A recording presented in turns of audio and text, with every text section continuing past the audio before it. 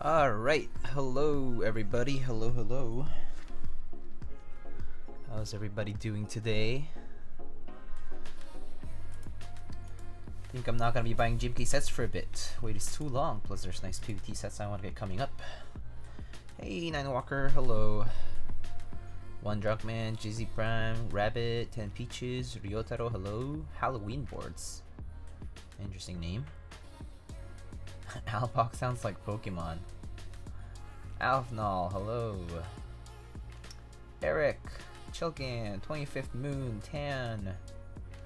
How are y'all doing? Mr. Koopo, hello, I'm new. Please, that's a lie. So Predata, usually how much does it cost to make a keyboard and how long does it take? There's a long answer to it and there's a short one. So I would say that keyboards can range anywhere from, on average, I'll say they could be around like, let's see. I'll say like on average they'll be like what, 100, like at the minimum I feel like after all the parts and stuff you're paying like 150 to 200 US dollars. You can build it for even less probably if you like really want to save. But I would say like average like aluminum custom frames plus all the parts might range more so like in the $300 or $400 range, if you're like going a little bit up, and then the sky's the limit. How long does it take though? Like, I mean, on average, my build streams here right now are about 3 hours long, but like 2.5 to 3 hours long. So that's like just the build. But that's so that would be mostly lubing stabilizers and assembling the whole case and whatnot, and then playing around with it, right? But if you want to lube switches, for example, that can be like a pretty long endeavor. Some people take a few hours, some people take up to like 5 or 6 hours. I take a little longer because I tend to be a bit meticulous about my switch lubing. But it can be a bit of a long time to do, right? And of course, if you're soldering, right, you need to learn how to solder if you don't know how to do that. If you don't have the equipment, you need to get soldering equipment, of course. Yeah. But yeah, cost-wise, like there can be a bit of a startup cost, and then it kind of goes from there, I would say.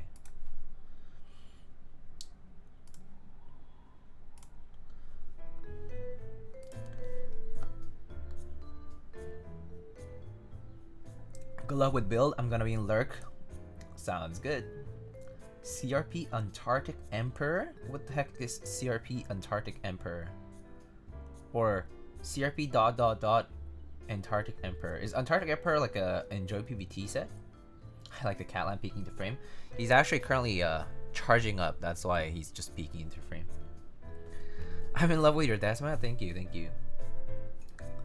Yeah, I think the lowest can be around 150, 200. Yeah, I think that sounds about right after like all you, after like you pay like all the different parts. Hey, Noodle A, thank you so much for the Prime Gaming sub. Anyway, how are you all doing? Has it been maybe like, it's just been the weekend mostly, right? I hope y'all had a great weekend. I had a good weekend. I celebrated a friend's birthday and met up with a few friends. So that was fun. That was a good time. May know where do you get your desk mat? Hey Yumi, what's up? Thanks for the Prime sub. The desk mat, I actually got it from, so this was actually like a private sort of run, like a small batch run of desk mats. I'm not sure if she's planning on doing any bigger batch sales or anything like that soon. There might be like a round 2, and I'm not sure if it's gonna be public or not. I will have to look into it. But Keyrung, her name is Keyrung, K-E-Y, like key, and then rung, like ring, rang, rung, R-U-N-G. Keyrung, she is a Korean like keyboard builder and collector, and she also streams on Twitch and makes like YouTube videos and stuff. She ran these mats, so this is actually like her like pet sort of thing, like her like brand logo, brand pet sort of thing, mascot rather. I literally did the same thing, celebrated a friend's birthday, and did like a picnic outdoors potluck. Oh, that's interesting, because that's literally what I did yesterday, so. Happy Monday though. Jeff's Battle Station, hey.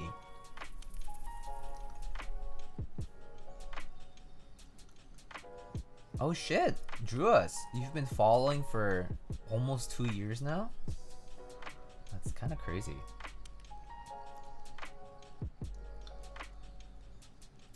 Is it better to buy a keyboard or build one? I will always say it's better to build one because the fun is in building keyboards, right?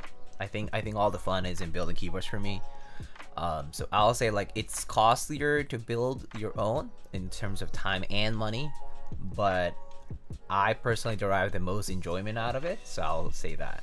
You can always just buy one like pre-built, and they're good. They're still very good. But I'll say build one. I think that's the whole fun of this hobby.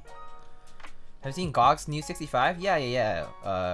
I believe Epsilon Keyboards, he did a few build streams regarding the bend. That was fun.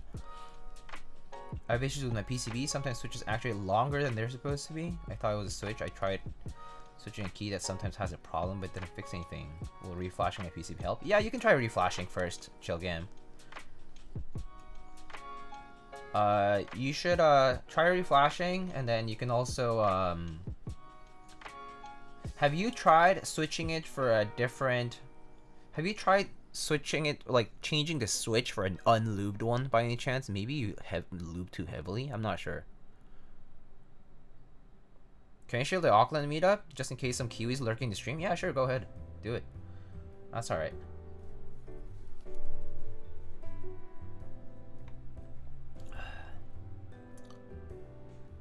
What are your artisans?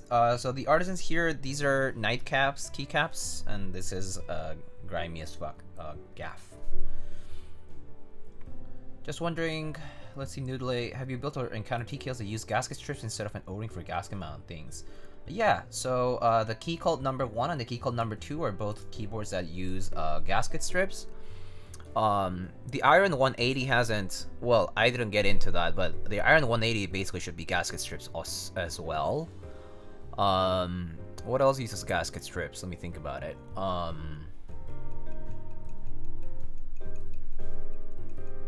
Trying to think, what else is there? Gasket strips, key cult. Let me. I can check like custom keyboards or maybe even like my website. See what I've built so far that uses gasket strips. Let's see, that was top mount. Yeah, I think the key cult ones are probably the primary example that I know of. And then the Iron 180 probably. Let me think. Is there anything else?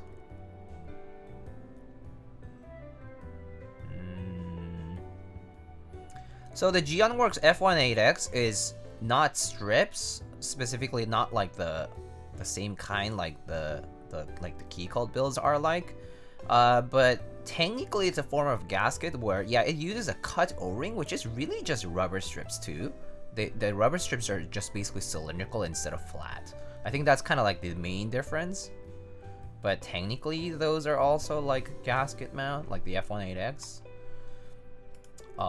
Because it's still isolating the PCB and plate assembly through rubber pieces rather than like an O-ring that goes all the way around. So that also would be it. Can't think of much else actually. A lot of other boards are top mounts or sandwich or like, actually there's not so many O-ring as you might think. Yeah. I'm talking. Someone was asking about TKLs though. So, are you joining Hanok Lightning? I probably am, but I'll have to save money and see if I can afford to. But yeah, only if the budget permits. Sure. I think it's a very cool set though. Personally, it's a very cool set. Is it running now? Let me see. When is it running? Is it running in June maybe?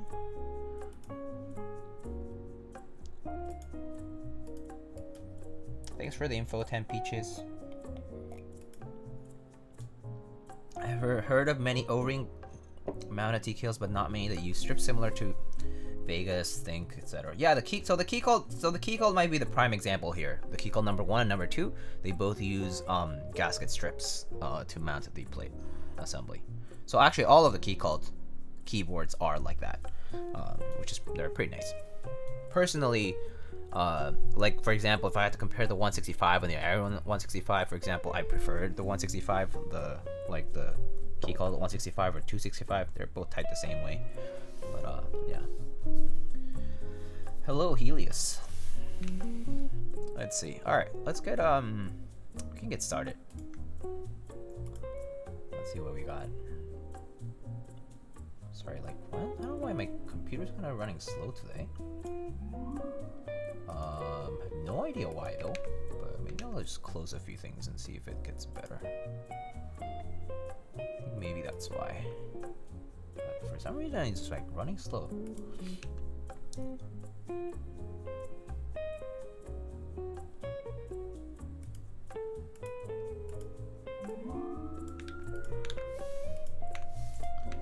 Okay. Vega also use gasket strips? No, so someone was asking about TKLs. I know a lot of other boards do use gasket strips, but TKL specifically, large form factor.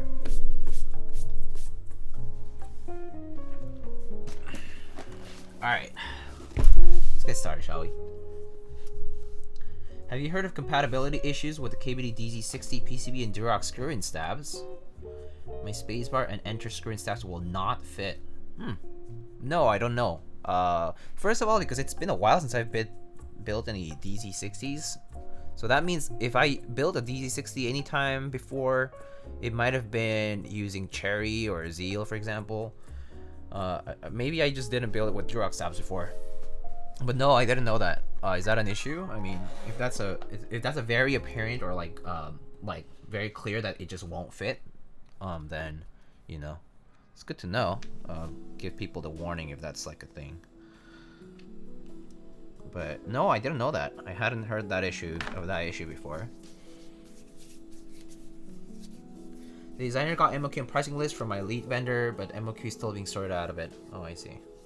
You mean for the Hanok, right? So Epsilon will be streaming at the meetup. Oh, very cool. I think he did that last time too, right? So all right, let's get started. So over here we have some Mauve switches, lubed up.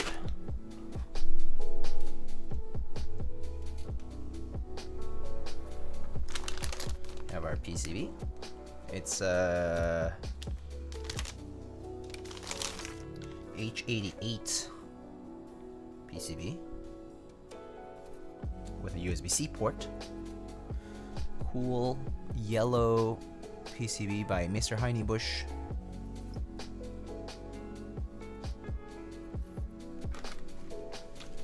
Thought you're adding dielectric grease to your hand.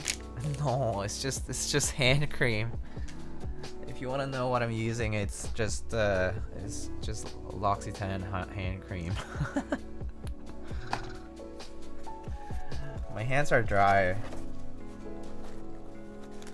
Bunch of hardware, which I don't think it really matters actually. I don't think I even need this today. Piece of foam. Now here's the board. Where's the tech reviewer music? You need tech reviewer music today? I mean, I'm just switching it up every so often. Although it's the good old playlist. Lighting moisturizers with 205 after every shower. I'm not sure if 205 is very moisturizing though. It might keep moisture in, but I'm not sure if it's very, very effective. But yeah, here's the board. So today's board is called the AL.BOK, and the AL.BOK is also by the same designer who made the BOK CP.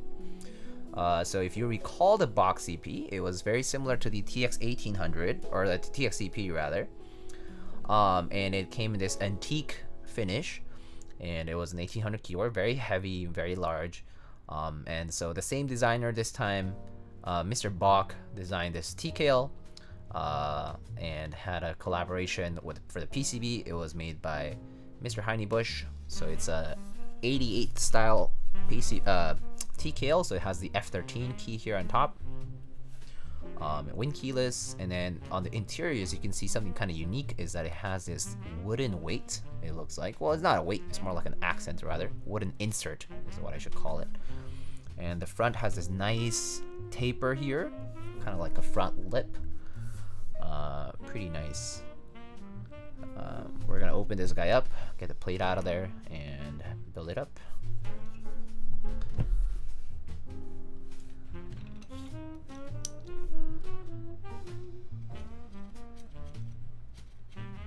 I honestly thought the box CP was just a recolor TXCP. Yeah, so that's what I initially thought too, because they came out at the same time. Like there was a TXCP run being done at the same time as the BOK. So everyone was like, wait, is the BOK just a recolor or like a special color version of the TX?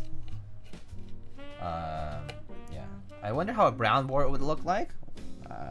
We'll see.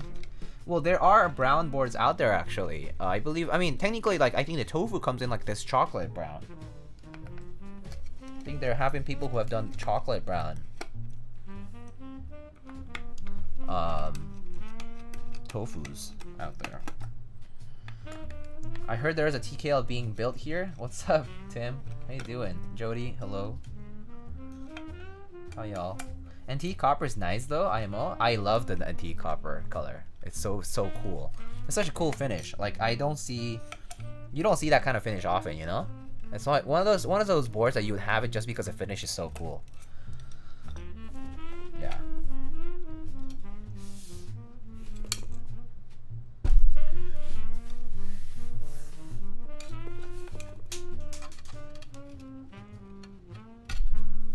think I dropped the screw.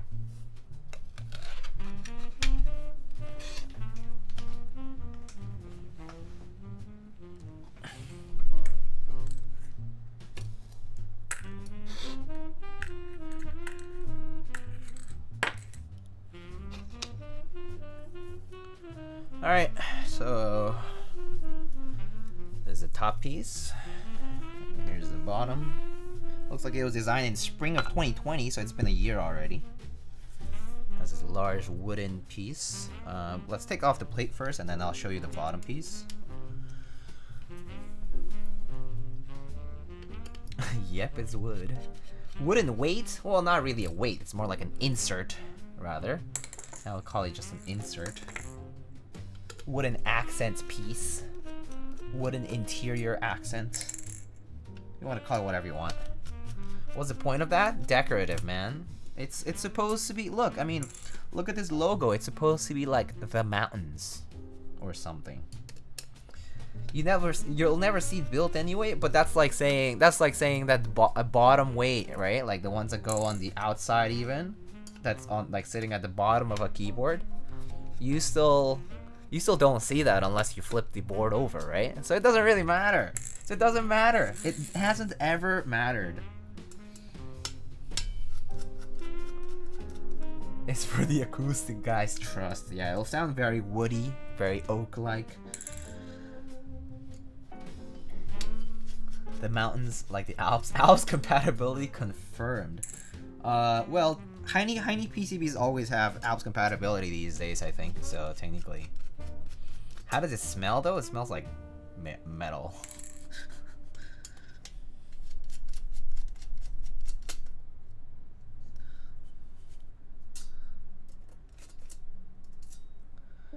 Yeah, so I was actually debating streaming even earlier than right now, even though technically even now is a little bit early for my standards or like my usual time for streaming. What's funny is that, well, I was kind of feeling hungover today. So I was drinking a lot yesterday. It was the first time in a while I went to drink, like day drink with friends. And we were just at a park, just sitting down having wine and beer and stuff. But like that was like, went there like at 1 o'clock and then came back like at midnight. So like I was dead this morning. I rolled to my morning meeting and I was like, oh my god, the taste of death. Yeah. I seriously thought it was horrible. But I mean, I was doing fine. Like, you know, like I went to my meetings and whatnot, and I was okay and did some work. But you know, here's a plate, nice silver aluminum plate, north facing enter key it looks like, and south facing everywhere else. Yep. And F13 key. So pretty simple ANSI layout plates.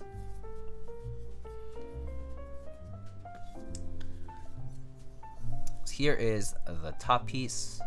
Nothing special, just top mount with 10 different mounting points. Spaced. Are these symmetrical technically? Yeah, I guess they're spaced symmetrically. Two things I'll never understand: recolor switches and internal designs that'll never see a day of light. Yeah, it's super extra, dude. I mean, that's a fact. Smells like aluminum. That metallic can-like smell.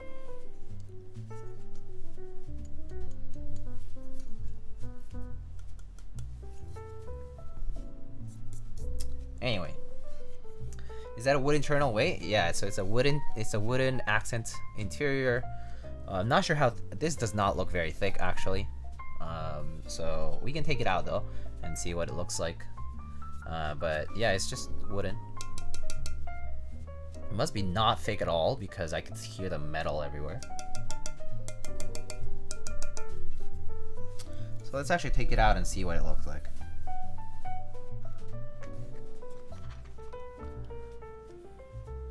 Is that Jane V1 plate or Jane V1 mounting points? Kind of, but it's F13 though. So technically can't even fit a Jane plate because it has F13 key. Are marshmallow switches, I suppose, worth the hype? 3D keeps just out, put them out in group buy? I mean, group buy price for switches is not too bad.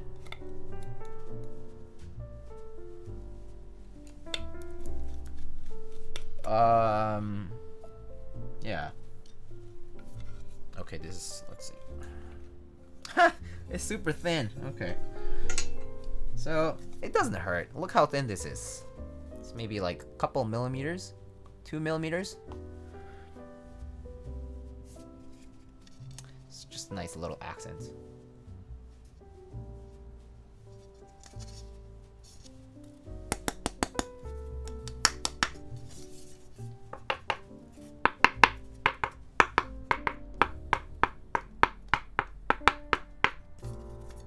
Pull a...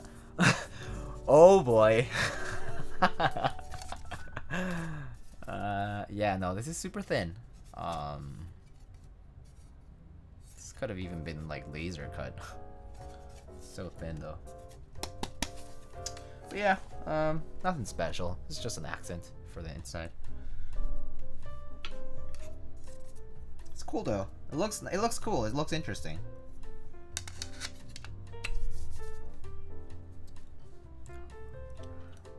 What's your opinion on lilacs? There's lilac linears and there's lilac tactiles, right? They're pretty much your standard JWK switch, I think.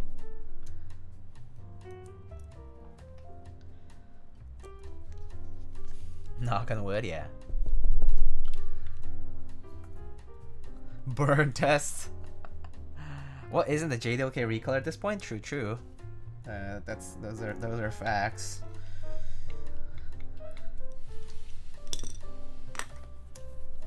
Anyway, cool. Neat. No alignment pins or anything, it looks like, which is nowadays I feel like it's rare to see no alignment pin boards because just the way things are now. But even with no alignment pins, the alignment of the pieces is actually pretty good. Like earlier when I was like, you know, looking at it, the seams are not too bad. I mean, there definitely is a very slight chamfer to these seams, to the edges, so it's not sharp, but it's not terrible. Yeah. All right, let's put it aside for now, though. Well, surely, let's see. Maybe I'll...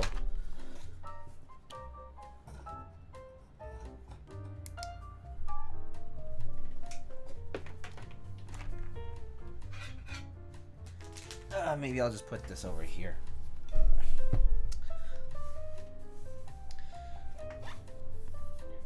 How do I, let's see. Maybe I'll just put a couple of screws, just the corners.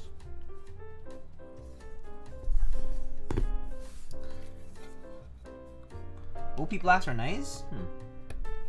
Haven't tried the OP. I actually have a bag of OP Blacks that I need to try, that I'm actually waiting to just lube. But I haven't gotten around to it yet.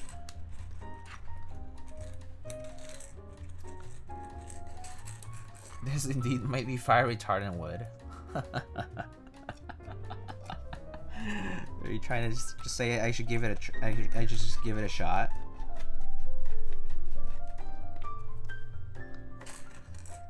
Hey Manoli, what's up, dude? How you doing?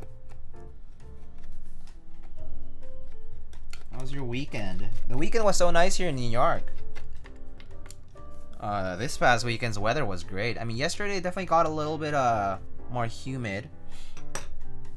But it was still very nice out today, yesterday and on Saturday.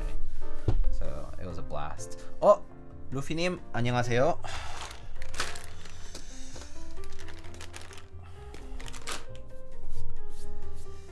Sourdough, hello, hello.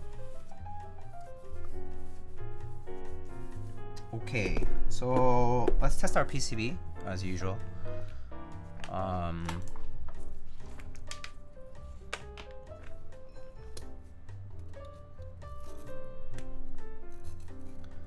Okay, lights up. That's a good sign.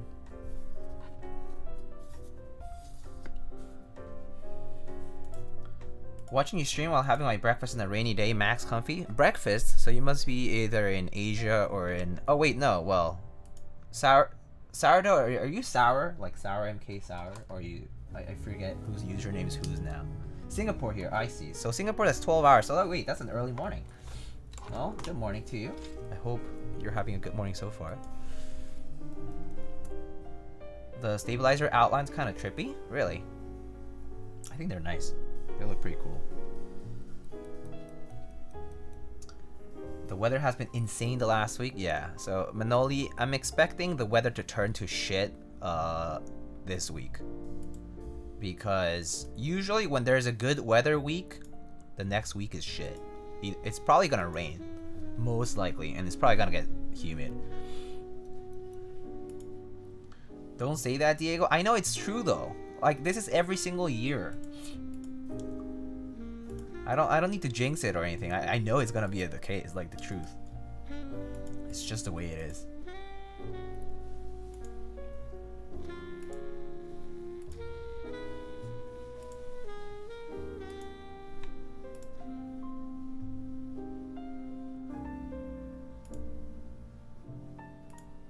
Alright, let's test it out. Oh.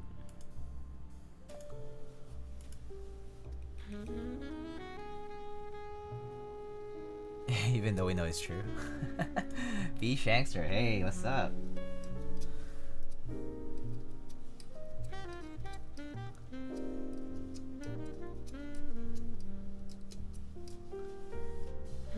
We're literally hitting 80s here again. Yeah. Well, I think it's about time now that we're getting close to, like, you know, mid-late May now. It's like full spring vibes. Closing in onto the summer now, so yeah, definitely expecting it to start getting humid and hot, which is horrible. I hate it. I mean, I think the worst part in the summer for New York, at least, is going onto a subway on a hot and humid day. It's like a hell. It's like hell, and it's like an oven in there. So yeah, it's not pleasant. But other than that, I'm kind of excited for New York in the summer, especially since this is the first year after, you know, the pandemic closed everything down. Like last year, like it, you know, nothing really opened up so much. So, and now a lot of people are vaccinated. It's definitely more exciting now.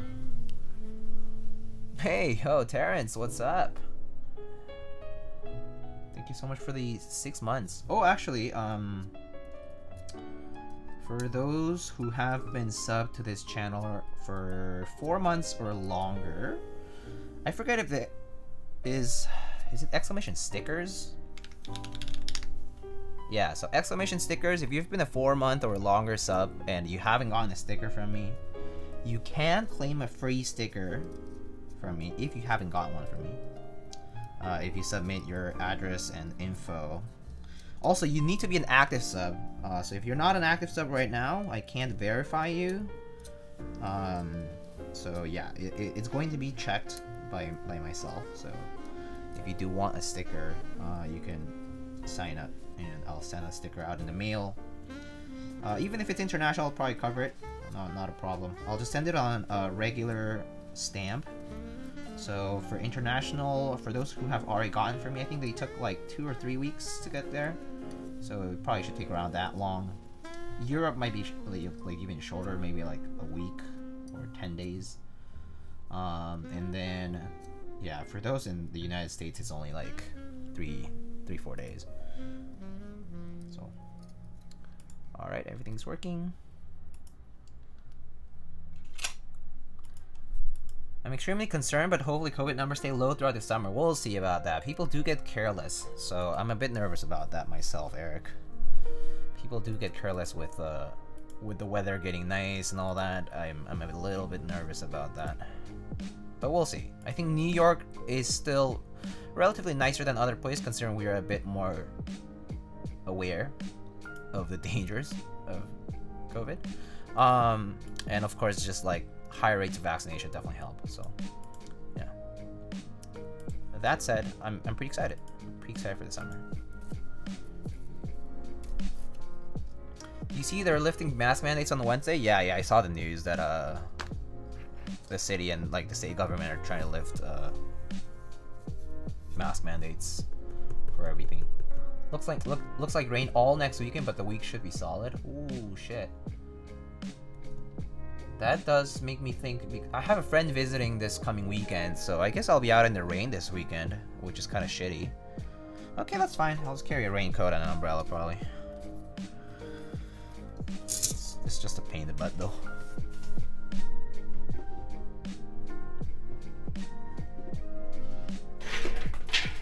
Oops.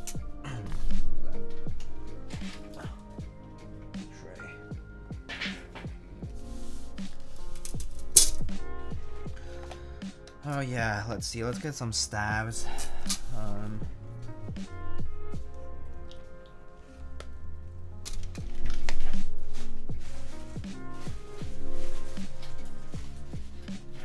Alright.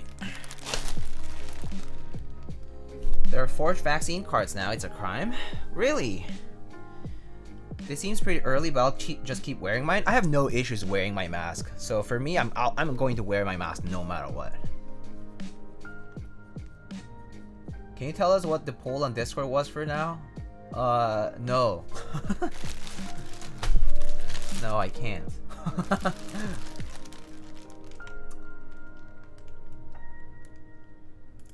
It's kind of already happening. Yeah. Keyboard Fight Club. Yeah. Rule number 1 of Mauve Fight Club. What are your favorites played in Switch combos? I have a switches command, exclamation switches, which has a lot of my favorite switches. For plate, I normally like aluminum or aluminum, polycarb, palm tend to be my favorites. But I like to change it up, so I kind of don't really mind having some different options. So yeah. Alrighty. Let's use some Durock stabs. Let's see, do I have a... Which one should I have? Just the regular 70 kit is fine.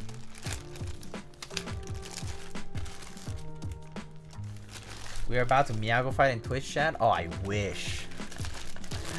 Maybe one of these days we'll have Mauve fight the emote in this chat. Hopefully when I get more emote slots. I hope to get more emo slots soon. Yeah.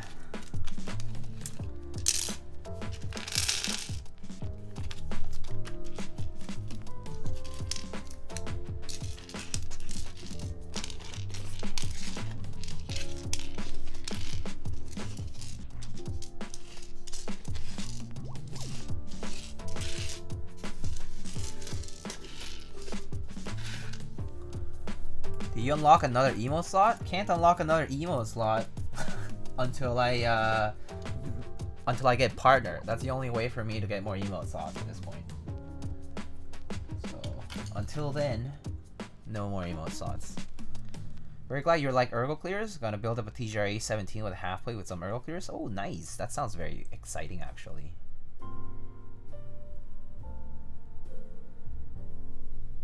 Wearing mask should be 120% mandatory regardless of whether you have the 5G chip or not. I agree with that wholeheartedly. Unfortunately, that's not common. That's not gonna be the commonplace thing. I think people are very selfish. So, yeah. Do your thing, Twitch, and permaban poor streamers for some undefined reason. What's my favorite layout? I like 60% and TKLs the most, personally. I use anything between 60% and 1800, basically. Masks don't need to be mandatory when people are vaccinated. I mean, they don't need to be mandatory, but I think could be just because we don't have long-term data yet. I'm still a little bit skeptical. Also, like, people do lie about whether they're vaccinated or not sometimes. So you just never know. That's the thing. You just never know. It's like, I would rather be careful than not. And I think asking for masks is really not that big of a deal. It really shouldn't be. Especially not after a whole year. What's my favorite keyboard for the sound and beauty? That's such a specific... My favorite keyboard. I don't know. I mean, like, I like my Jane V2 a lot, but I have a lot of sentimental value for it too. Like, it has a sentimental value for myself, especially. But I mean, there's a lot of keyboards I like. It's like the koala is really nice, like the KFE kind of look. I like low profile, no weight, at least no outside weight. That like curve on the bottom side. It's like a TKL, so it's pretty nice. And sound wise, it's pretty nice too. So yeah, there's a lot of boards I like though. It's kind of hard to say what one board is my favorite. That also happens when you have tried a lot of boards. It's like you kind of stop thinking too much about what your favorite one is. At least for me, it's kind of like I like a lot of boards now. It's like hard to say which one's my favorite.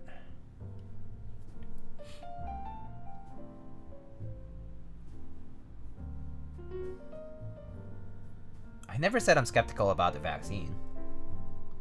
I said I said it's not a problem to ask for people to have masks even after they're vaccinated. I think it's reasonable. If anything, having masks don't do, like, it's only a preventative measure, right? So, at least in my opinion, it's like one of those things that doesn't cause any harm just from having it. Yeah.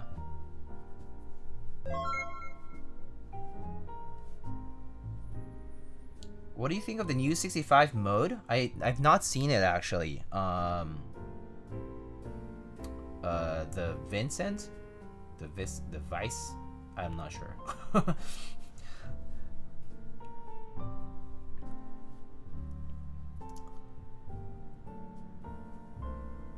Rebuilding my KFEC at the moment, desoldering. Oh, nice. Nice. KFEC is a pretty board. It came out with like really nice colors. All the colors for the KFEC came out pretty nicely. Like Suave Blue and like there are a bunch of others, right? So, but they all look pretty good.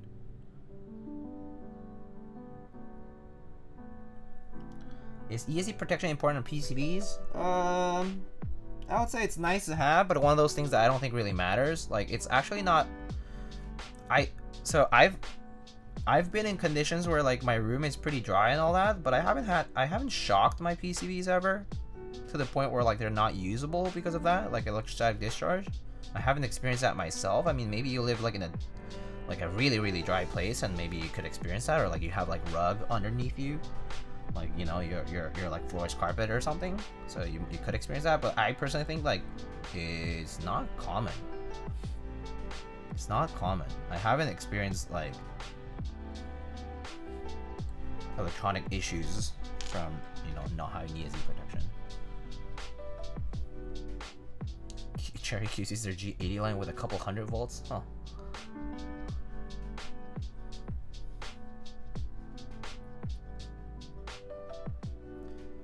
Doesn't confer any clear benefits for vaccinated people. Yeah. As I said, it's one of those things that doesn't harm anybody. So I think it's like the would rather be safe than sorry. That's all. I don't think it's a big deal, to be honest. TBH, I'm more skeptical of people than I'm of anything like related to the vaccine, like whether it's the science behind it or whatever, you know. Like, I'm saying that as a person involved in science myself professionally. So I'm not saying I'm skeptical of the vaccine though. I'm saying I'm skeptical of people. I don't trust people to say they're vaccinated or to necessarily like, you know, to take the best precautions that are available to them. So, and I think the worst part would be like a bit worried for like children, especially because like children can be, because just because you're vaccinated doesn't mean you can't be infected with it. So because there are people who have been vaccinated and it's been longer than, you know, the 2 weeks that is usually required for the buffer for the vaccine, and there have been people who have been sick. I mean, of course, not like not in a critical condition, but it can be exacerbated too, though. Yeah. Have you tried lavender switches? Yeah, I have. They're pretty nice. Lavender switches are pretty good. A lot of people like lavender switches quite a bit, actually. Some people don't like the way they come with the like basically factory lubed. But you can like wipe it off, or you can just lube over it, and it's fine. I would say that just, you know, just when you open it up, just check the switch to see if it's like over lubed or something like that, or if it's like inconveniently lubed. And if it is, then you can just wipe it off and lube it yourself. Or if not, you can just leave it as it is. That's up to you. But I personally lube all my switches, so I either just like grab a napkin or something and just wipe it off. Yeah.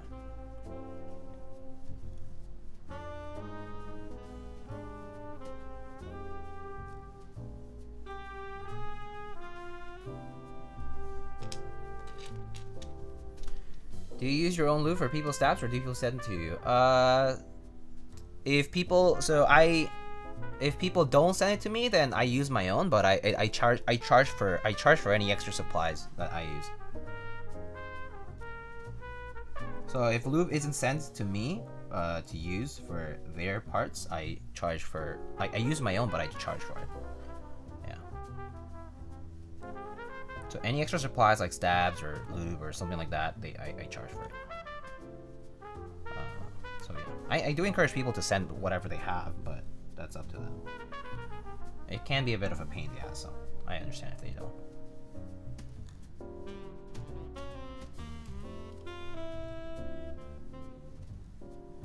Diamond paste. Oh, polishing switches, huh? Anything I can do about scratch event blacks? No, not really, other than like try to lube them. But if even after you lube they seem scratched to you and you don't like to use them, then you probably shouldn't. Yeah. Unfortunately, Vintage MX Blacks, they're a gamble. They can either be scratchy or not. They can be clean or not. Easy to clean, or sometimes just impossible. So yeah, if they're bad, even after you lube, then probably just means that the switch itself is just not good. So yeah, it might be a little hard to work around with them.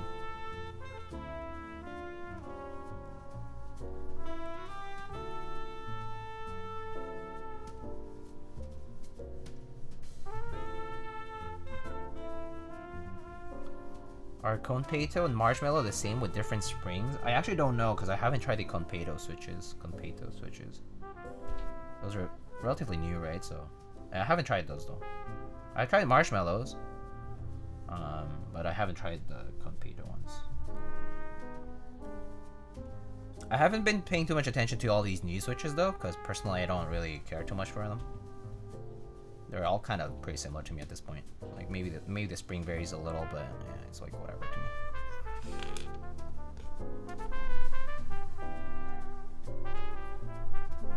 They have a different stem, that's all. Compared to have longer stem. Oh, I see. There you have it. So it's like a short throw or longer pull switch. Switch stem, so similar to like creams or like reds, the AE boards reds, like the ones I have in my in the board here.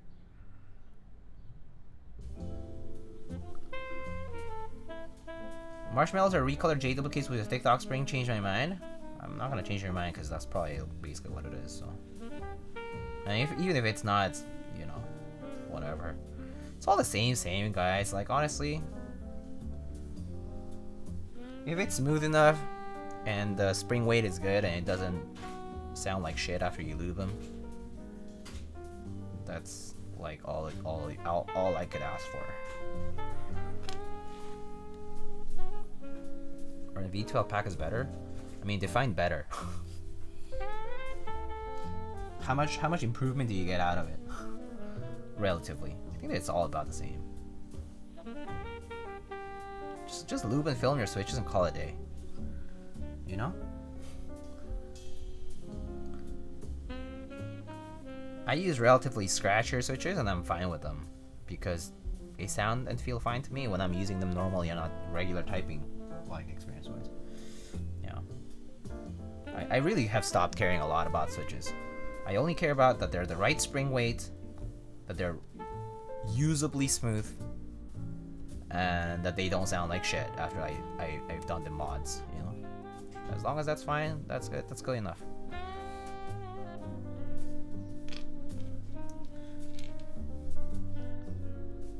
And like you can change the springs and shit, yeah. Not sure if you answered this, but do you clean with the factory lube? If it's particularly bad or like not bad, but like if it's particularly like overwhelming, sure I do. Like I just take a piece of like I take a napkin and just wipe it off. But otherwise, sometimes I just lube over them, like whatever. If it's not much, you know, to make a difference. Because sometimes factory lube is applied pretty lightly, so it doesn't really matter. In those cases, I just lube over, whatever. I can't bother with the extra time to wipe everything off. But like if there's like a blob there, right, of factory lube, then yeah, I'll just wipe it off.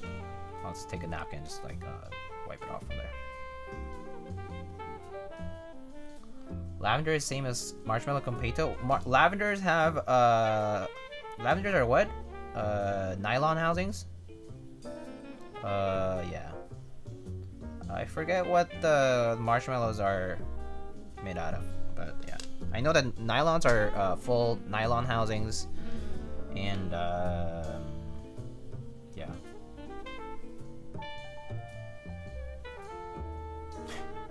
Hey, what's up, Exiled? Handarbeit for typing test? Okay, alright.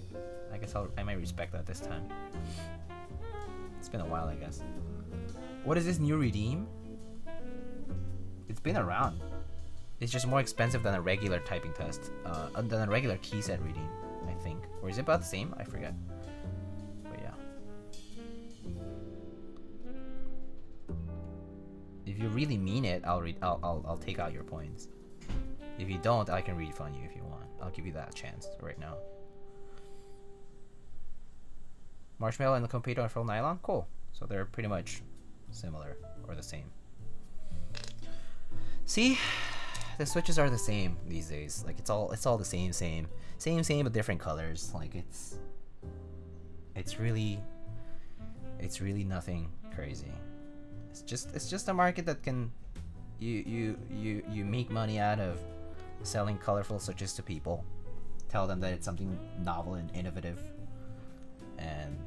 But there, yeah, I think we've kind of reached a point in the switch market where like there hasn't really been anything much different since like 2017 or something like that. since like maybe like, yeah, probably. I think like Holy Pandas were the new big thing when the Franken switch sort of things happened, and then basically have been like a ton of variations of that. And the whole Durock fiasco happened. Like the JWK Durock thing with Zeal and all that. That whole fiasco happened, and then now we have recolors of everything. Alright? Is there really anything too special about switches these days though? I mean, the Boba U4Ts are kind of neat. I think those are kind of neat tactile switches, for example, that came out. That they're not like super sharp like Holy Pandas, but they're still pretty tactile, pretty good. For example, I think those are kind of neat. All that like Gazio line of switches is pretty neat. Not long ago, Tealies were considered the smoothest switch. They're pretty good, yeah. Similarly, I'm less interested in switches. I might just put H1s in everything from now on. Yeah. Did someone redeem pick a key set? Someone redeemed Handarbeit for the typing test. Druas.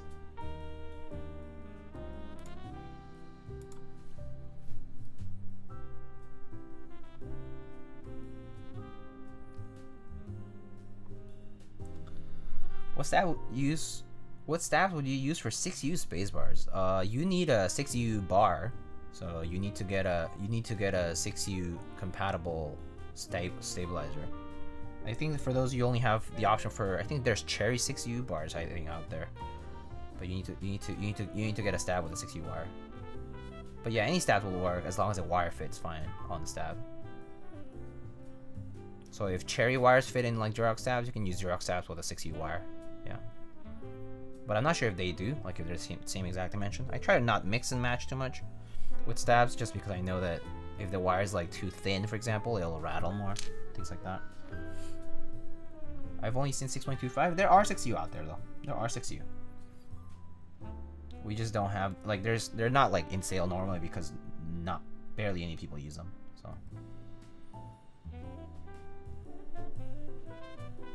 you can probably find like a part number for them and order them from like an electronics distributor, like on like DigiKey or Mauve or something like that.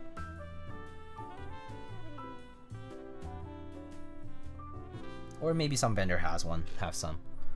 Yeah. Budget switches are getting pretty interesting though. Like what? Like what? What would be an example of an interesting quote unquote budget switch? Also, what does budget even mean at this point? Like would it be the same price as a Gateron Milky switch? Because those are like 20 cents, right? 15 to 20 cents each. And that's like after the retail markup. Is it like that budget friendly? Or what's the deal? KTT switch is coming to the West. 27 cents switch. Oh, pretty nice. That's not bad. I haven't tried KTT switches, but have people said good things about them? If so, maybe I'll one day give it a try, but yeah, I haven't checked them out myself. That's interesting though. 27 is not bad. KS3s are insane for the price. Yeah, they're Gaterons, right? So how about just no recolor switches? Druas, you're basically saying let's not spin the cogwheels of the market and profitability. No commercializing.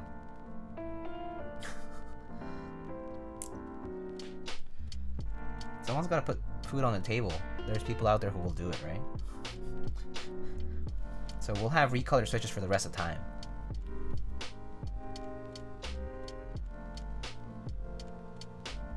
For all eternity, we'll have recolor switches. Just market in different ways, but they'll be there all the time. Can't really argue with preference. Yeah, some people just like knowing that they have a blue colored switch underneath their keycaps, you know? Or that they have a, black colored housing with, whatever. I'm sick of all these GMK beige recolors SMH. Yeah, Jeff Leopard, are you gonna buy a Uwu macro kit?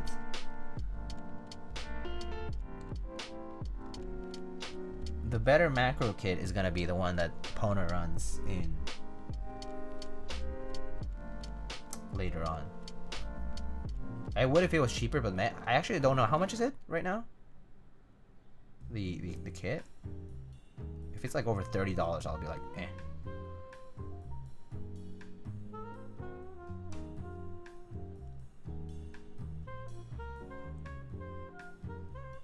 $37? Yeah, hard pass. No, thank you.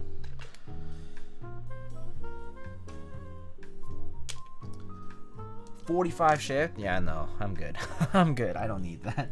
I'll just use artisans or literally anything else. Relegendables, F keys, Afro keys. I don't know, something else though. Yeah. 45. Damn.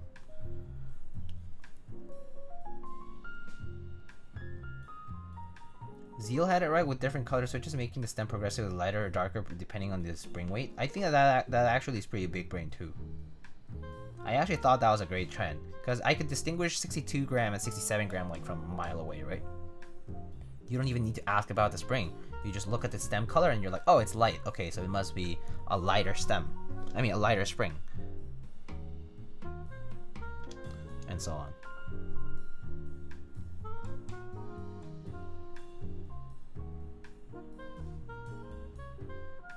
Yeah, I thought that was pretty good.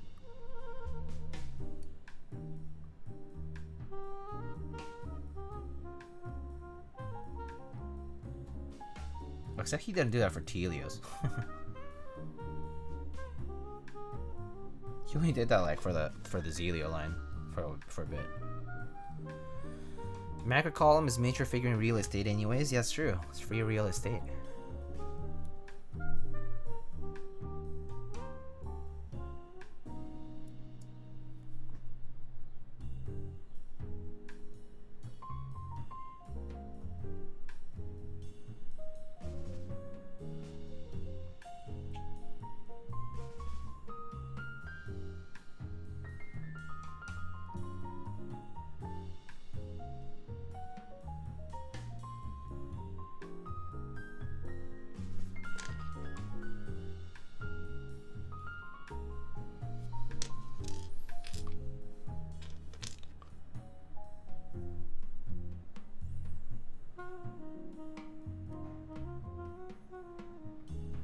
I still haven't bought CRP, so I'm still waiting to do that later. I usually buy it like at the end of the group buy time though, so like on the last week or like the week before-ish it ends, which I think there's still some time for. I think CRP ends at the end of the month, and there's like a bunch of other sets, right? But yeah, CRP is the main one that I'm probably gonna get, and then yeah. Maybe I'll get the Cyrillic White and Black, I'm not sure. Or Cyrillic Beige. Those kind of look pretty nice. I think Cyrillic White and Black though is pretty cool.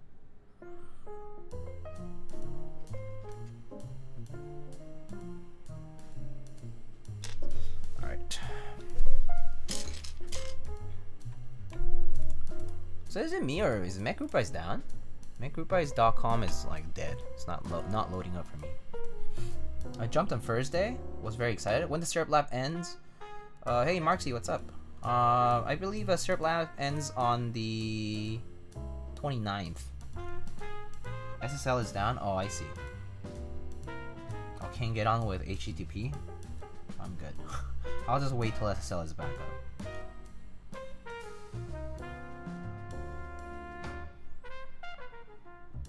But I see though, thank you. Best to be safe, yeah.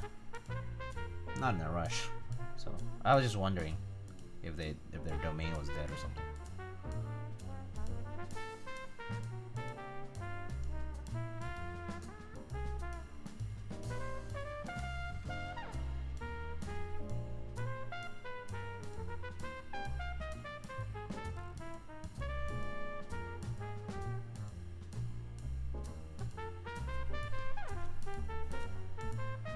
Got myself CRP Arabic and Tulip, very nice. They're both excellent sets.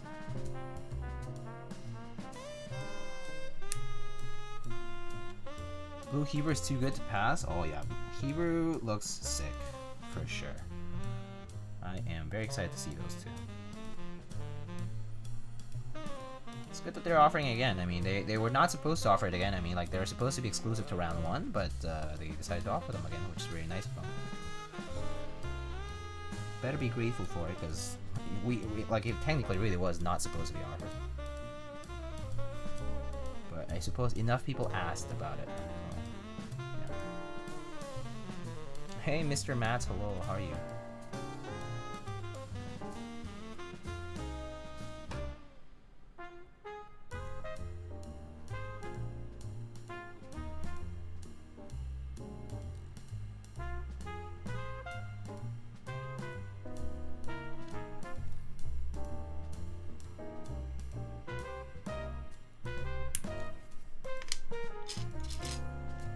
Hello and good day, busy teamy, hello.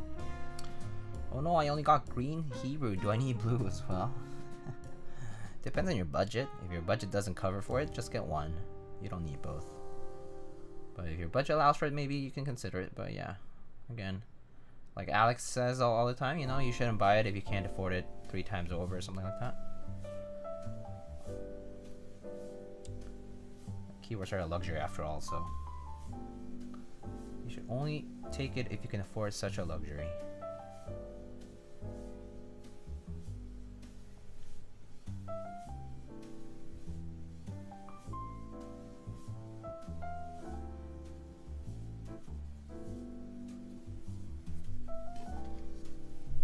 I just think green Hebrew looks better. I do like green Hebrew better than blue, actually. I do think the green looks a little better with the subs. I actually think for the blue set I prefer Arabic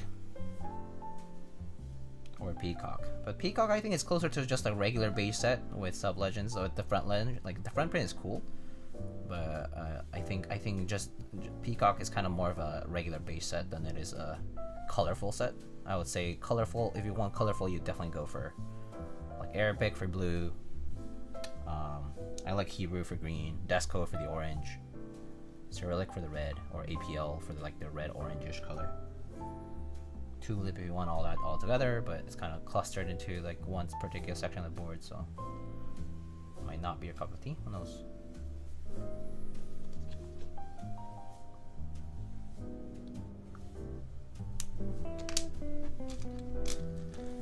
Is this an old keyboard? What is this thing?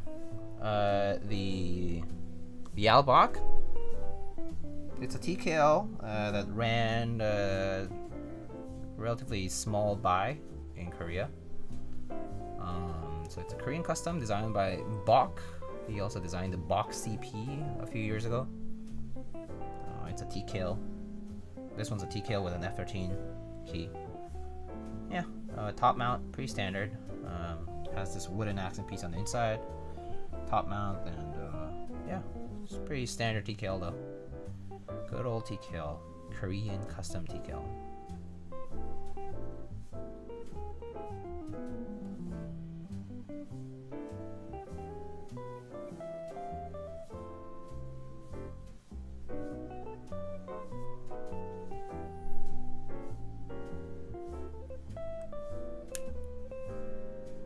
The wood is only on the inside, yeah. It's just a it's just a thin slab of wood. A very, very thin slab of wood. It's like maybe a couple millimeters thick. It's pretty thin. It's just an accent. It's an accent. It's a nice accent. Yeah. So you won't see it after you close it up though. So it's just there for decorations, really. You could think if it's more of a just like a regular standard TKL. And that is just part of the extra accent, but yeah, pretty bare bones in a way. Looks good though. I like the exterior. I like the way the exterior is designed though. Actually, like the front lip side and the curve. I think they look pretty nice. I think that it's a pretty cool board. I personally probably like. I like this style of boards a lot. Actually, I don't need a lot of flair for my boards. It's like simple and it looks very neat, like very clean. That's the good stuff. For that woodpecker sound when typing. Yo, are you going to Epsi mod these tabs? Have you tried it? No and no. I haven't tried it and I have no interest in doing it because I'm too lazy.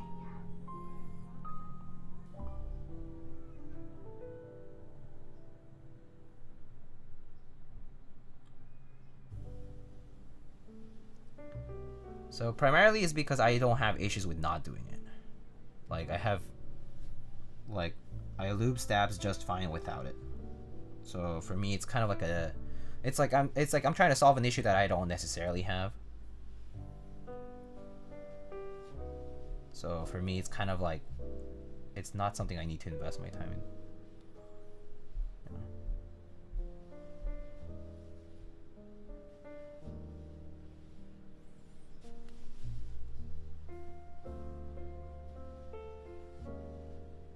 I do know that people have trouble with lubing stabs though, so I understand.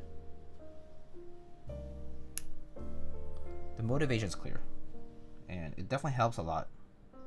For like, maybe long term it's better. I don't know. Maybe it is. I just find it bothersome. So it's an extra step I haven't just decided to take yet. Requires more supplies too. It's like, can't we figure out stabs already? 2021. Will someone ever just make stabs that just have the mod done to them from the factory? Or that like I don't have to worry about that way? Any rattle-free stabs avail? Any?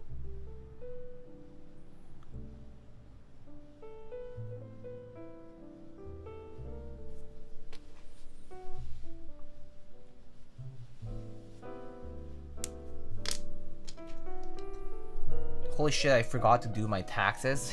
Yo, it's tax day today. Well, better do them sooner than later. So this takes a while. I did my taxes like in February or like in March. I just couldn't bother waiting. I don't bother waiting because it's just too much work later on. Things get busy too.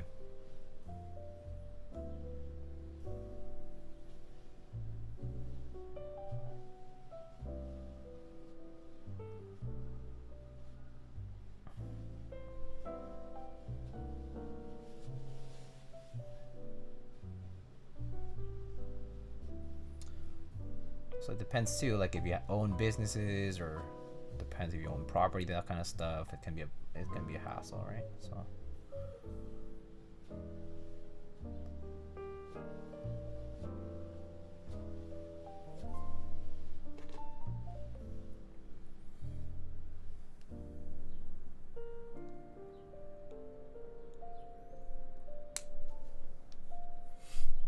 people who file early are expecting a return. Those that have to pay wait until the last minute.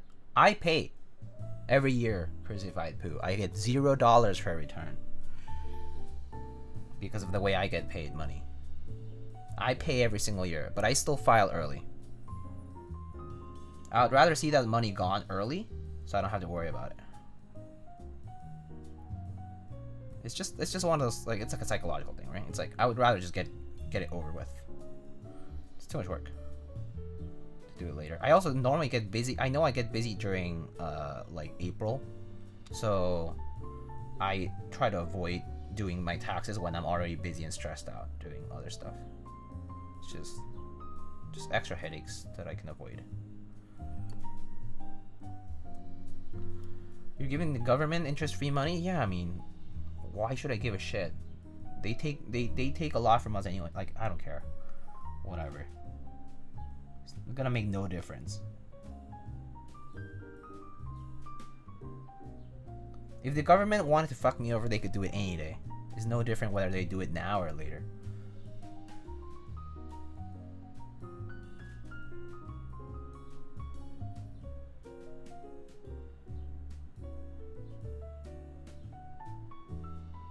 No matter how you do it, you're probably getting cucked by the government. See? Ben Curion gets it. It doesn't matter. Who the fuck cares?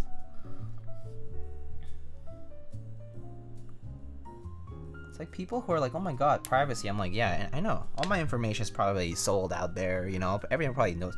Every random ass like phishing scam and entity knows my email somewhere out there, and like they could probably extort the shit out of me somehow, but I'm probably like a nobody, so nobody cares. I don't care. It's an illusion.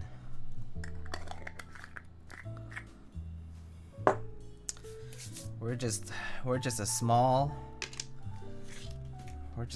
part of a big machine. That's all. It's just a reality. Just gotta put food on the table. Had enough to go day by day. That's enough. That's good enough.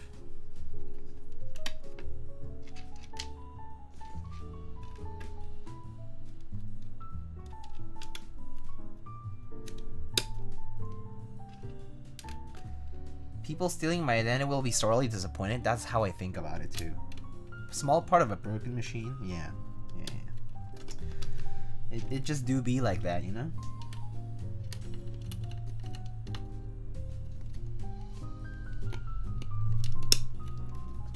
Don't have too much to contribute.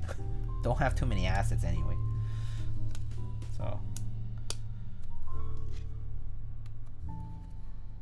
if there comes a day I need to start caring about it, great. I'll worry about it when the time comes.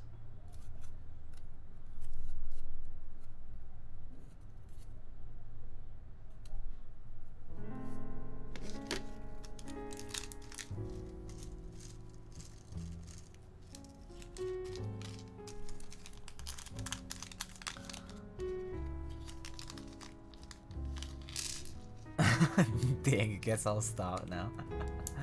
Nick's Missile, hello. I just built my F18X. And I'm having some trouble getting the USB port to line up flush. Is this something that is common? I know you built one, which is why I'm asking. F18X? I can check. I have mine right here, actually.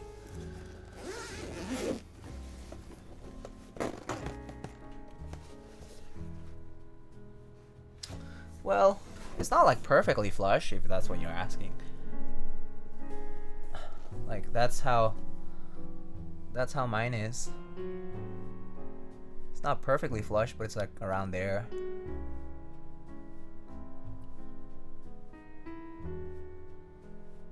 I mean, as long as your cable can reach it, I think it's fine.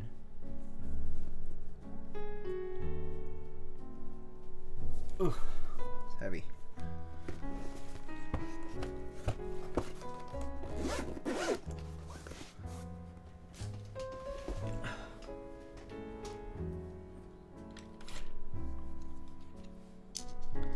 Yeah, I think it's as long as your cable can reach, I don't think it's too bad.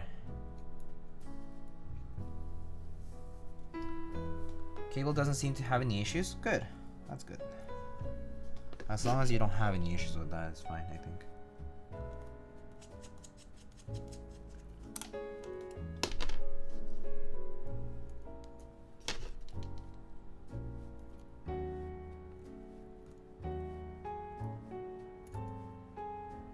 Whoop. Oh, goddamn, this part that I hate about screw-ins the most is that when you like miss the screw part and then like it just like turns and then like goes off axis. Just like have to grab it up again. It's first world problems kind of, but yeah, you know.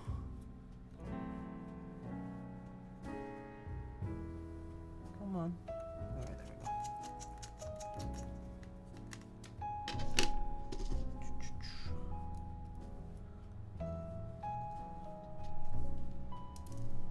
But yeah, y'all have any issues with ESD though? Like actually? Like PCBs with now ESD protection, I'll have them fried or something? Because I can swear to God, I've been in this hobby for 4.5 years now. Yeah, holy shit, it's been over 4.5 years now. Oh, it was 4.5 years earlier on the 3rd of this month, earlier this month was my 4.5 year mark in the hobby. And after 4.5 year mark, I still haven't had a single issue with a PCB getting fried, like getting toasted over ESD. And people keep asking for it, and I'm like, how come I've owned many PCBs without it and have no issues, and I still don't hear, I really actually just don't hear that many issues or like, really, sometimes I'm not even sure if it's human error or if it's actually an ESD issue. So it kind of concerns me. It's like, I'm not sure if people are just misinformed or asking for something that kind of like doesn't really matter. I don't think it does. But I certainly don't think that these PCBs get fried up that easily. Yeah. Use your red rings spacers on all your screw snaps. Not all. So I use it whenever there is Mr. Matt. So I'll use it whenever there is a metallic pad near that screw hole. So these are just insulators, right? These are just insulating washers. So whenever there's a screw hole and nearby there's an electrical pad, right? Like a contact, I just use the insulating washers just to isolate it. Just in case. It's actually just preventative. It's nothing. You don't have to do it, but it doesn't hurt to do it. So I just use them wherever needed. Yeah. So let me show you. Like here, see, right here. See how there are two pads here? So and there's a screw is pretty close by. Same here, right? There's a pad here, screw. Here, screw. But for example, this one doesn't really need it because this one there's no pads around it, right? So this one's fine. Yeah.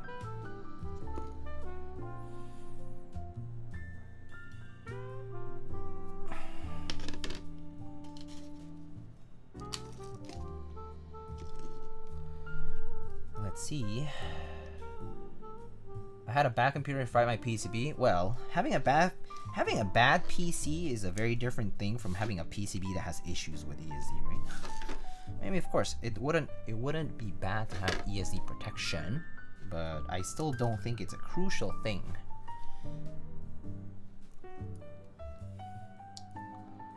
My dad used to think it was hilarious to slide in and shock me while I was on my PC, and the one time it turned my monitor off and fried my mic. Oh no. That's so sad. But that's also kind of funny. Wait, what happened 4.5 years ago? 4.5 years ago, I entered the hobby. I went to the meetup and I started my journey in the hobby 4.5 years ago. I've been in the hobby for 4.5 years. That's basically what I'm saying. I don't know what people are doing that's causing them to have static charge in their body. Yeah. I've handled my WT60 so much desoldering it multiple times with no protection. Yeah. So that's the thing. I haven't had any issues. I'm asking this because I have seen PCB designers get badgered over, oh, is there ESD protection on the PCBs that you design? And they're like, no, they don't. And they're like, oh, if there's no ESD protection, I'm not gonna get it. Oh my god. I'm like, huh? Like, bro, does it matter? Like, does it really? Is it really like a deal breaker? I don't think so. It's like, be grateful someone's actually making a PCB that works for your damn board. Like, if not doing, why don't you go and make one yourself? Make your own PCB, easy.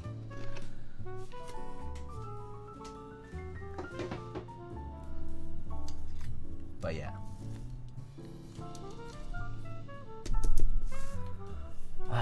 Anyway, when PC and plate both are slightly warped, do you have to pay attention when soldering and screwing the plate into the case to flatten them out? Two things I would pay attention to is time Stanley.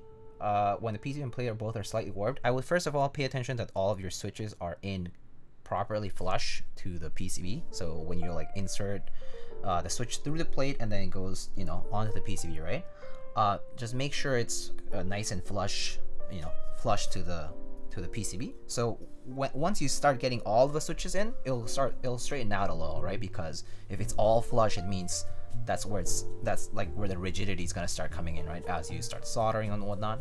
So that's one thing I would pay attention to. And number two, yeah, definitely when you're screwing them into your case, let's say, do one corner and then the other corner, and then kind of like do that zigzagging when you like screw them in, and then try to screw them in evenly, so that should probably help the most. But if it's a very, very slight warp, I wouldn't be too concerned, so long as it doesn't cause anything to rub or like having issues when typing, you know. Sometimes PCBs and plates can have a slight warp to them, yeah, but sometimes it's just not noticeable. Like you might notice it if you like hold it like this, but when you're like actually using the board, you can't barely see it. Especially because sometimes they do sink in slightly into the case too. So, soldered some switches while I had the USB cable connected, still worked. Yeah, so I've soldered when I've had the USB cable connected too, and it worked fine. Poach, hey, got my second COVID vax. Nice. Was really feeling yesterday, but doing much better today. I'm so glad to hear that. I'm glad that you're feeling better. It definitely, for me, it hit me and it lasted like 2 days. Yeah. Best way to clean flux, I would use flux off or isopropyl alcohol is pretty helpful for cleaning flux. You definitely want to use like a toothbrush or something that like actually can scrub it off, because flux definitely just sticks and like leaves residue on your PCB. So you really gotta flush that thing out if you really want to clean it off. It's quite a lot of work though. It's extra work. JD looking extra holding on today. Finally entered the hobby when I made my media post. Yay! Chill game. Congrats, Joseph. $10 I'll pay for a nice daughterboard and protect my only 7V PCB. Yeah. But make sure the mini bump on the switch stand on the PCB. Yeah. Just make sure your switches are properly flush onto the PCB. I can show a close up to explain what I mean. Once I start putting my switches in, of course.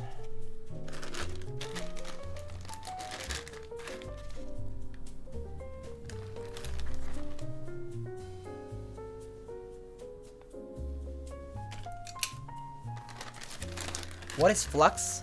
Flux is the substance that's mixed into your solder, or sometimes it's separate, but basically it's a chemical that allows for the solder to flow into flow to the pads where it's supposed to form the joint. You can look it up. It's like, you know, just like Wikipedia.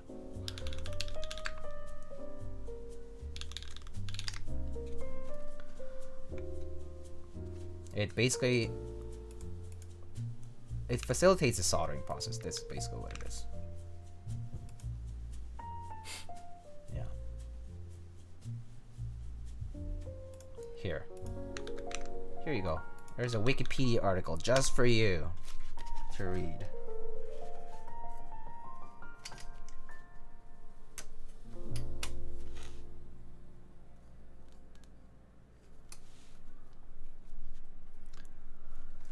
Do you cherry pick switches for customers? No, not really. I personally find the difference to be negligible when typing, so I don't. And if someone were to ask me to do it, I'll charge for the time. So it's up to them. I can do it. And also, if it doesn't come out the way they expect it to, that's not my fault. They asked me to do it. I give it a shot. You know, if it doesn't turn out exactly the way they hoped it to be, then I wouldn't. I can't. You know, I can't do much about that. So.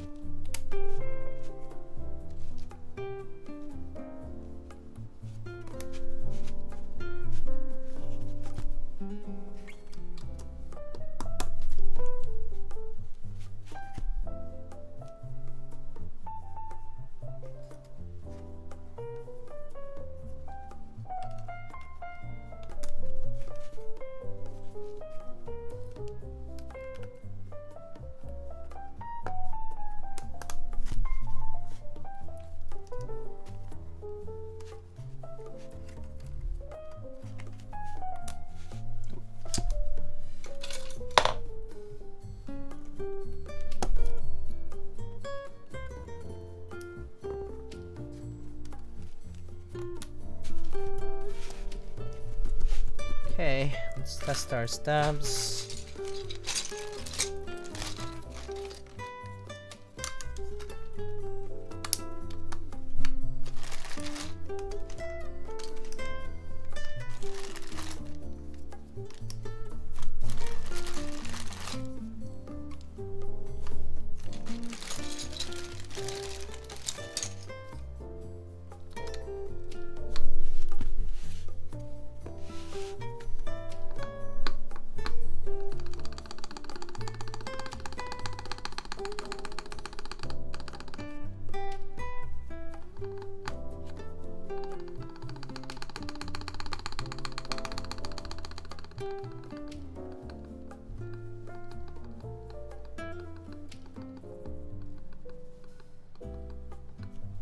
Maybe slightly on the left side.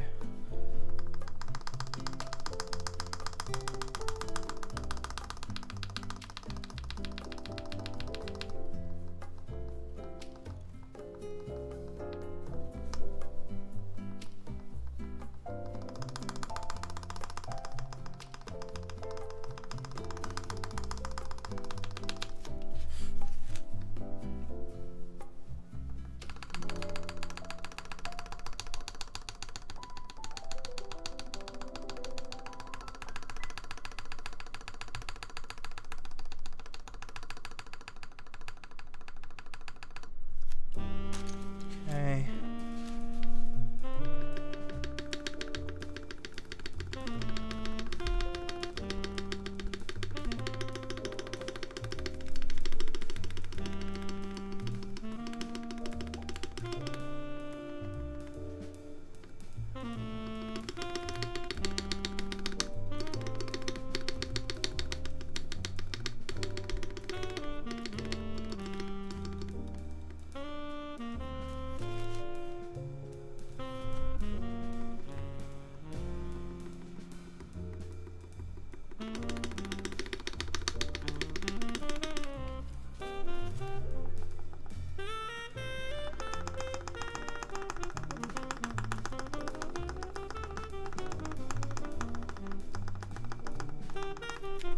Okay, just that one.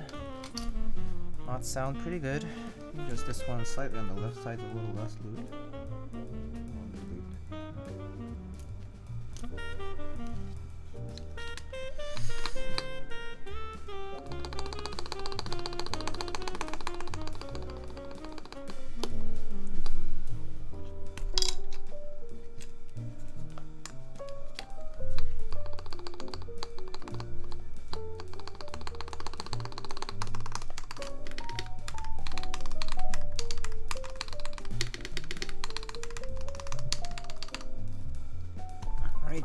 Good. I've had my chat arena window open for 18 hours. That's a long time. Do you usually just have it open? You must follow a lot of people to have it open all the time.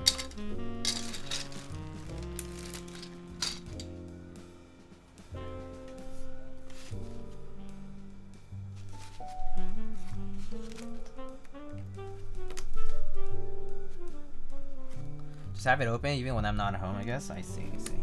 I guess it doesn't really matter, right? It's just chat. It's just a chat client, so.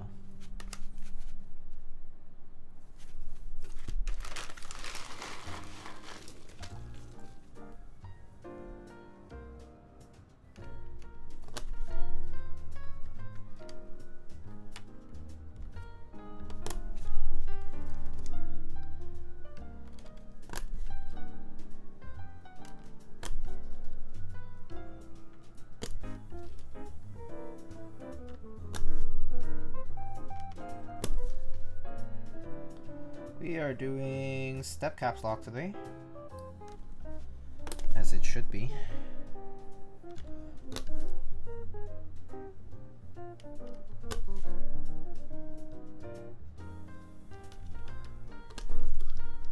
Were you injecting 205? Yes, I was. Yes, I was.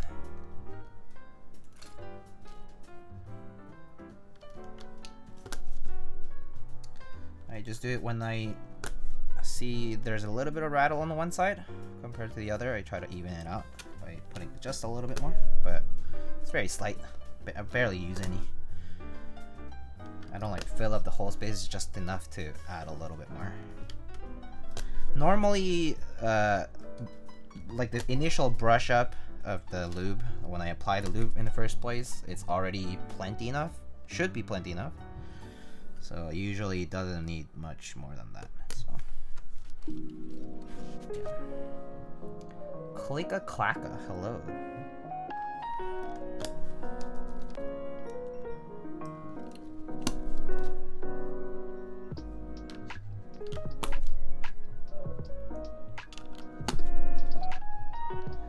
Mr. Softy is here today.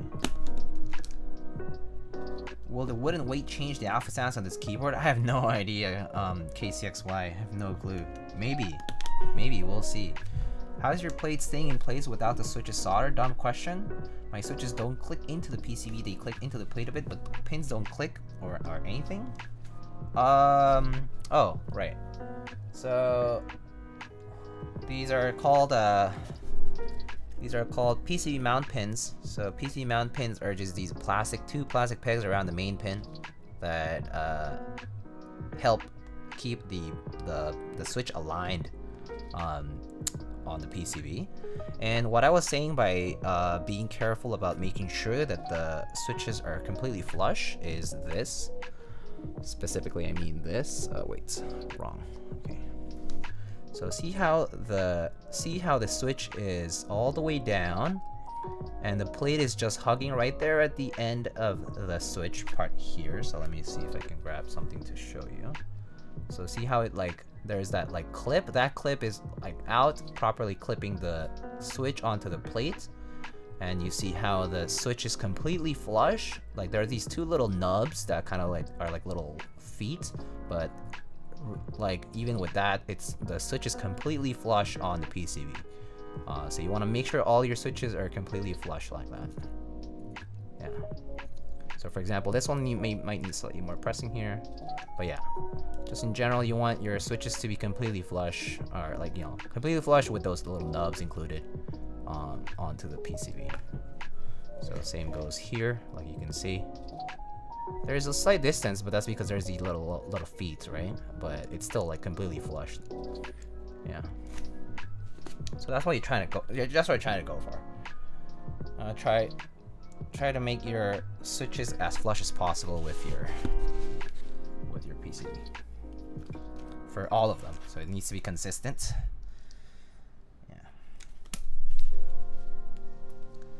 Working with a flexi plate is a pain. Yeah, it can be a bit of a challenge. I personally suggest start from the corners. I normally do the 4 corners first, and then after that I do from the middle outside. So I start it in the middle and then go out. That way you are securing the middle part with a rigid point, and then it's a bit easier. So because if you do it from the outside inward, or if you do it all in a straight line like this, you're gonna end up with rigid points towards the edges, which causes the bend to be more exacerbated, and it actually becomes even harder to put switches in on the middle segments where you don't have as much leverage. So I start from the middle and then go out when the plate is a pain in the butt. Or if the plate's too tight, if it's super tight to put in, I actually put switches in first into the plate without the PCB at all, and then flip over the plate with try to make sure that all the pins are straight up, and then I put the PCB upside down on top of it, and then again you want to press from the middle out, starting from the middle and then outward, expanding outward, because that way you're not putting all the pressure at the edges, which causes the middle to be even harder to put in. Yeah, so there are many ways to build, or rather to assemble the PCB and the plate together. I think the typical way is the way I'm doing it right now, where there's no real issues with the plate being used. Right now, all the switches are going nicely and easily into the plate and into the PCB, so which is the ideal case. But in worst case scenarios, you sometimes have to get a little creative into how you decide to put your switches in. But the goal is the same, is that you want to make sure that all of your switches are in fully and consistently flush with the PCB and the plate. and your plate wants to be as parallel as possible to your PCB. That's the goal for any build, right? So yeah, in theory, building is very easy, but sometimes you just get creative with things when things don't go the right way. Because yeah, it's true. Like there are some particular materials or particular designers like plates that tend to be a little tighter, or certain switches like Gateron ink switches tend to be a little tighter, or Holy Pandas can be a little bit tighter, like Kale housings can be a little tighter on switch plates, or some plates are just have tighter switch holes because the radius at the corners is not sharp enough. So yeah, modding prebuilds with bent steel plates with no PCB mountable switches. Oh yeah, that can be a pain because it also like doesn't clip, Druas, and they like will fall off and stuff. Yeah, that's kind of annoying too.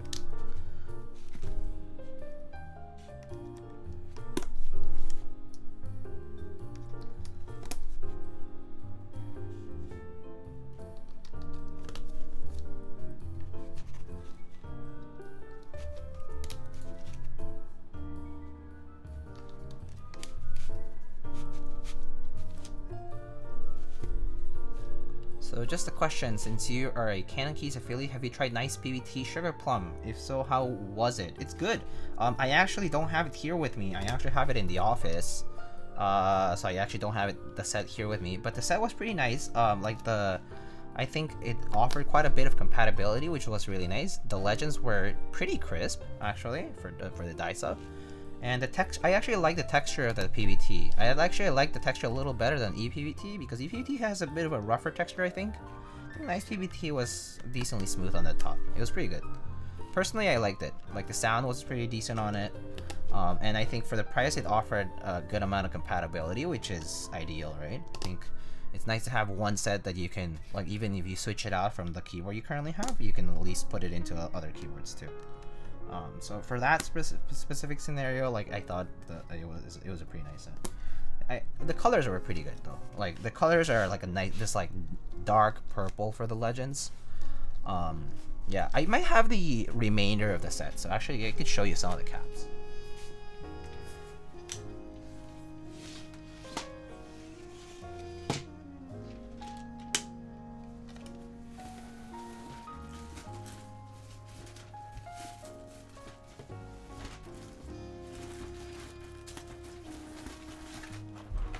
Yeah, here. So here's Sugar Plum. So I have some of the caps here. I don't have all of them. But like the space bars were pretty straight. But yeah, the legends are pretty crisp. They're pretty good. You can tell for you can check out for yourself.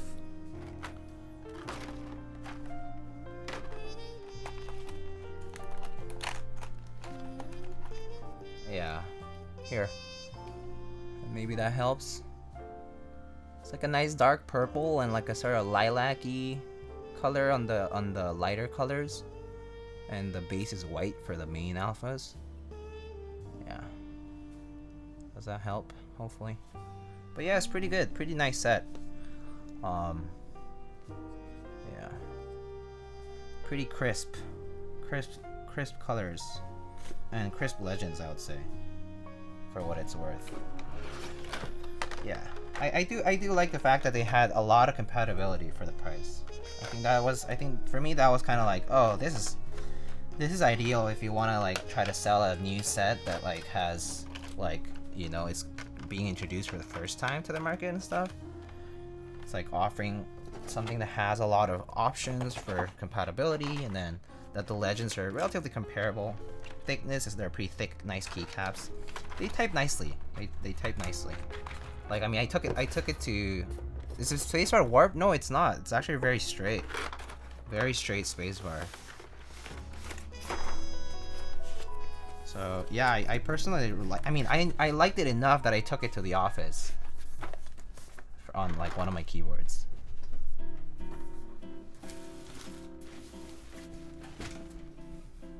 So yeah, no, they're pretty good. At least in my opinion.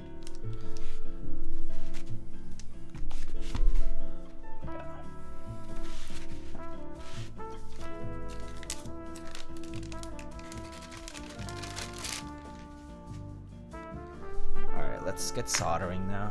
I'm gonna drink some water first.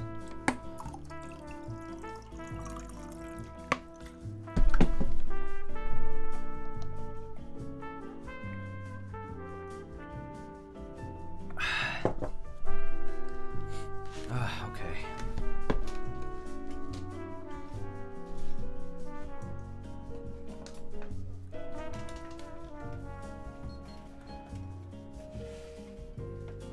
All right.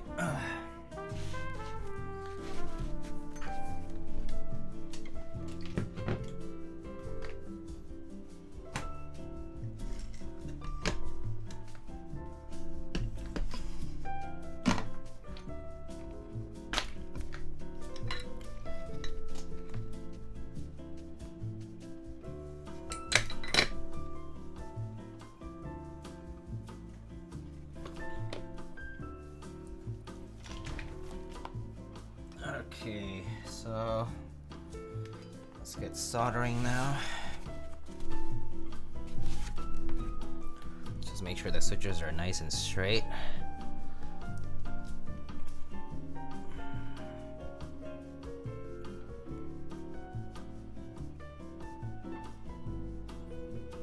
Okay, looks good. Yeah, okay, looks pretty good. All right, let's get soldering now. I think the iron should be hot. Okay.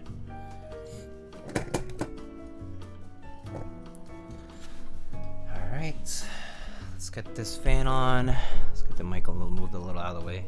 Let's get the fan on and get started.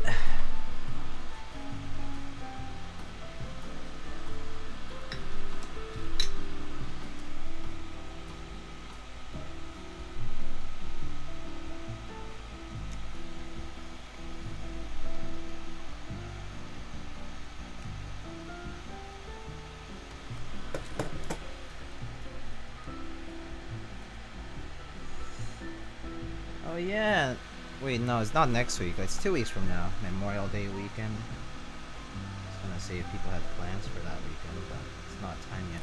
So it's too early for that. Maybe I'll have plans though.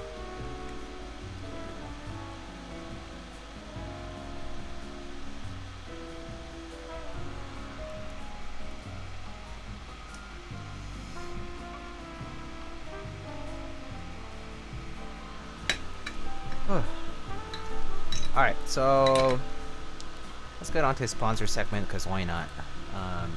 Tell you guys what's currently up on for group buy. If there was anything new today, I might have missed it, but let me see if there is. I can double check a few places. But let's see. First of all, we have for the sponsors, we have Cannon Keys, where indeed nice PVC sugar plum should be in stock. Exclamation sponsors for all the affiliate links right now in chat. But for Cannon Keys right now, we have several key sets running. We have GMK Cyrillic in both beige and white on black colorways, so pretty classic looking colorways for both. And those are available for $120 US, I believe, for each base kit. And they are going to be the first sub-legend based double shot Cyrillic like that. I mean, it's come before, like in GMK Yuri, where like there were mono legend Cyrillic kits available for it. But this should be the first time we see fully double shot Cyrillic legends with a lot of corrections too to them on the classic white and black and beige colorways. Those are available on Canopies right now for you to purchase. Wait, GMK Cyrillic, the original one? No. I'm talking about it's beige with, it's like, you know, OG beige with black Cyrillic sub legends, or white on black with white Cyrillic sub legends. It's on Canopies. Go on Canopies, like right there on the website. I believe the GMK Uwu beige macro add-on kit is now available too. And someone said earlier that it was about $37 plus shipping, which comes to around like $45 shipped. It's just a macro add-on kit if you already have a beige set like GMK 9009 or others. We also have GMK Alchemy on Canon keys right now. GMK Alchemy is actually inspired by a colorway that Mr. Chris Swires. If you know Chris Swires, you might have been around the hobby for a while now. But if you don't, Chris Swires is actually a good old friend of mine, and also he was a big 40% and similar layout keyboard enthusiast. He was quite popular on Reddit, especially on r/mechanical keyboards, for his photos of his split tone desks with keyboard setups on them. Pretty popular, a lot of his photos. But yeah, he was a big keyboard enthusiast. He had like quite a lot of keyboards at his peak. He right now kind of has retired, and he does a lot of Warhammer painted figures and stuff. But he was a very passionate keyboard enthusiast. And so he first came up with DSA, I believe, DSA Alchemy, and then it's finally coming in a GMK colorway. This time, the permission for running this set was given to Alchemist Keyboards, and then as the vendor, Canon Keys is taking over for that. So there's that. There's indeed the Rec 1800. I believe, is it coming soon or is it now available? I'm actually not sure about the dates. Haven't checked. Yeah, no, the Rec 1800 is currently available on Canon Keys. I think the Devastating TKO is probably already out of stock. Actually, no, there's still some in stock on Canon Keys actually. So I believe the Aquamarine color is in stock for the Devastating TKO.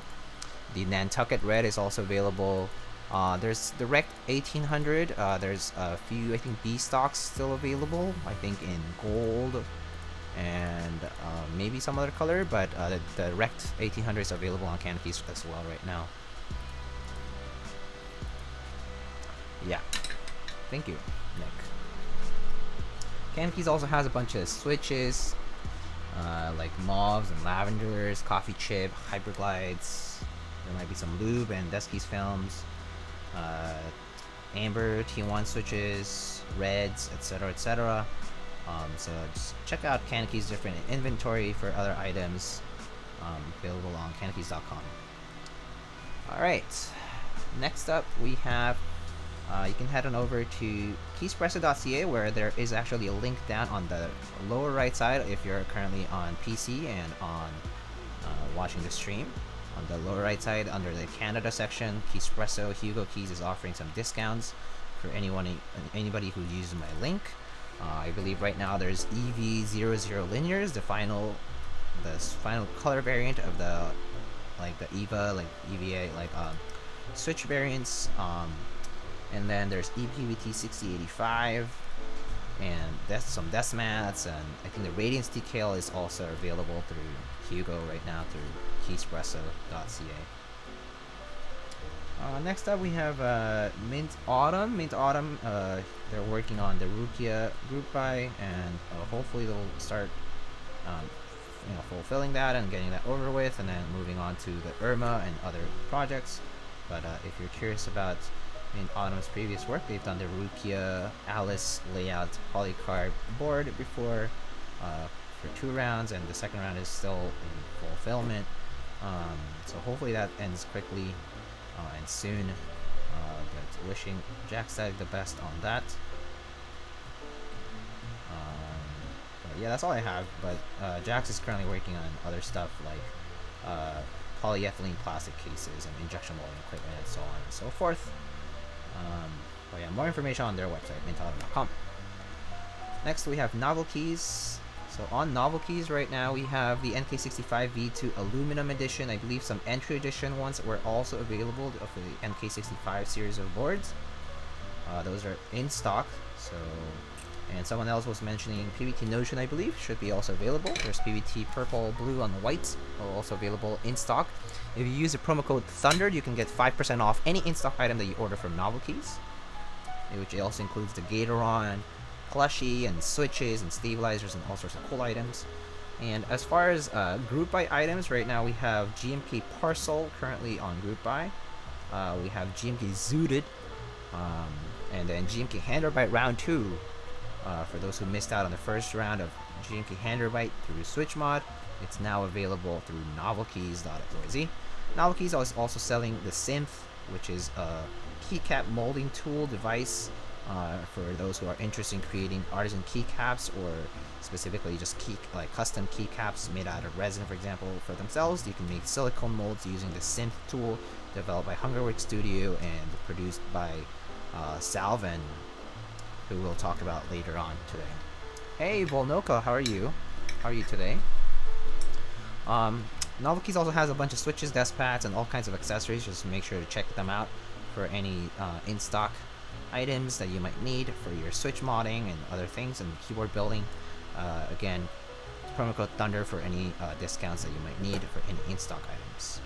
Next up is Omnitype. Omnitype right now has GMK DualShot Round 2, so you can head on over to omnitype.com/lightning for that. On Omnitype, GMK DualShot Round 2 is a collaboration with RamaWorks with a special M6C that looks very, very cool. Gray anodized with a silicone bottom, and with a very cool design themed after the Sony PlayStation, which is what GMK DualShot is based on. So check those out.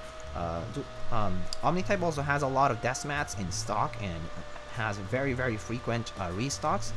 They also sell accessories like keycap containers, as well as they also have keyboard bags, the mecha bags available through Omnitype as well. So you can go and check if they have any stock available. I'm actually not sure if they are out of stock fully, so just worth checking if you're curious. Next up we have Prime Keyboards. Volnoka, pretty good. How about you? I'm doing well, thank you. Today, slow Monday, I would say, but going okay.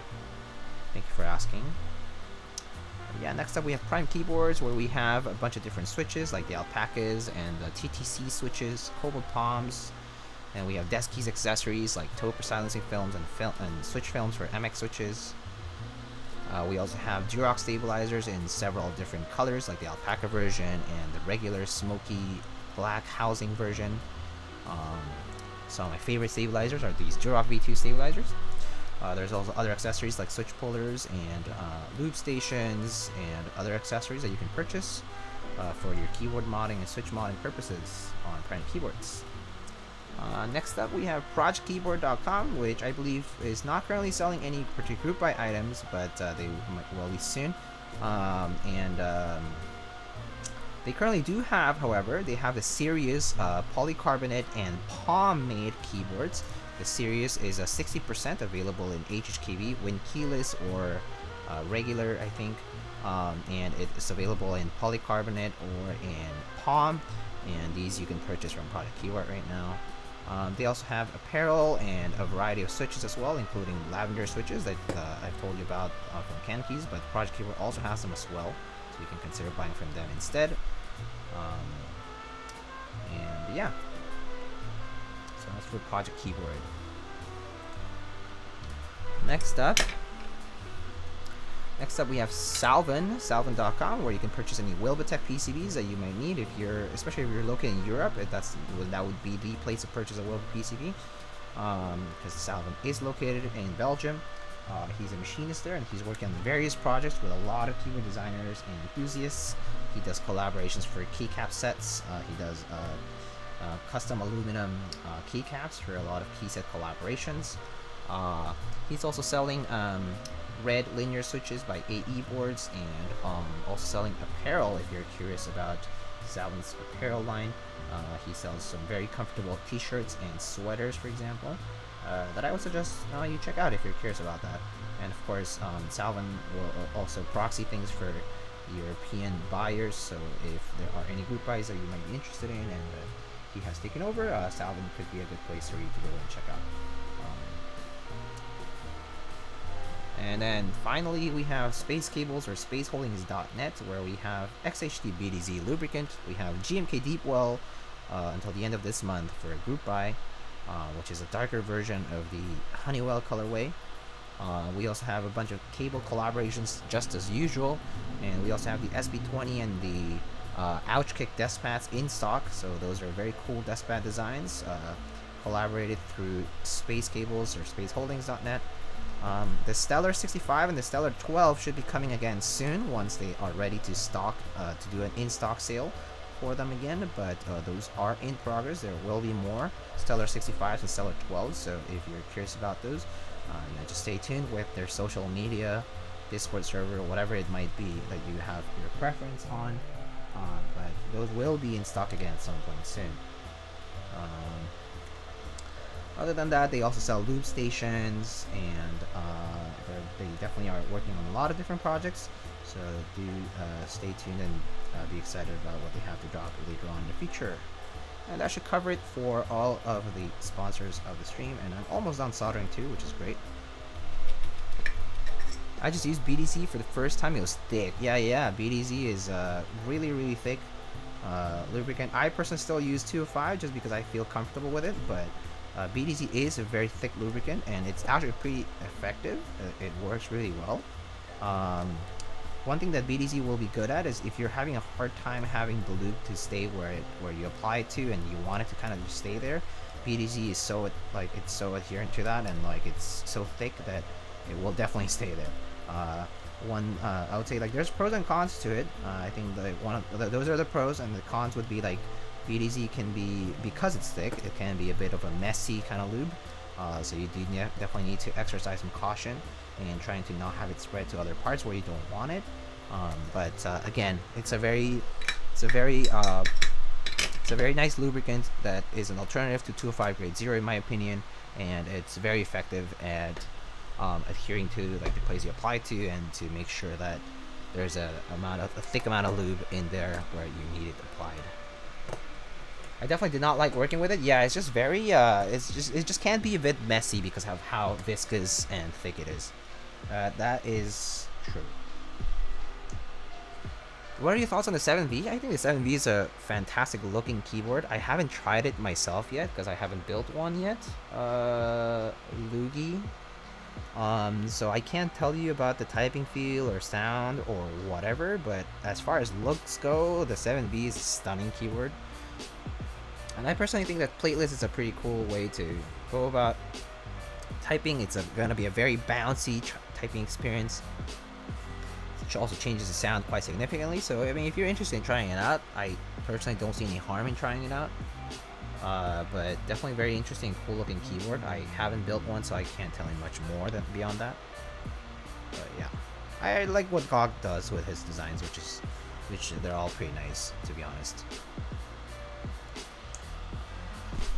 My thoughts on the 7V is I hope GOG changes the weight design on the Type K. Why so, actually, JJW? Why do you think? Why do you want the weight design changed? Do you not like the weight design? Was there a reason you didn't like it? Yo, Dennis, what's up, dude?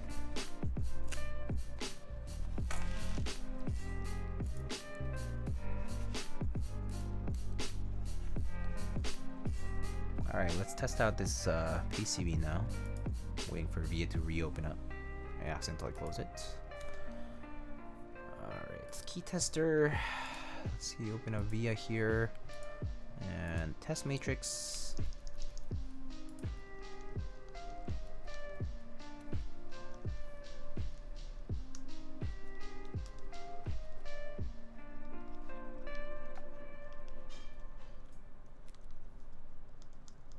Difference between GMK and Jdk. So both GMK and Jdk both make thick double shot ABS keycaps.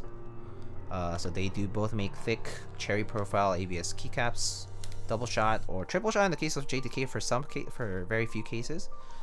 I would say they're basically two different manufacturers. Jdk is located in China, GMK is located in Germany.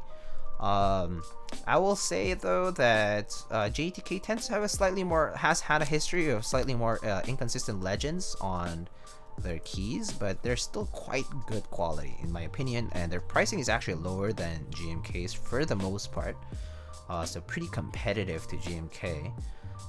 In my opinion, they're actually pretty nice keycaps. I do own a few JTK sets, and they are very nice to type on too.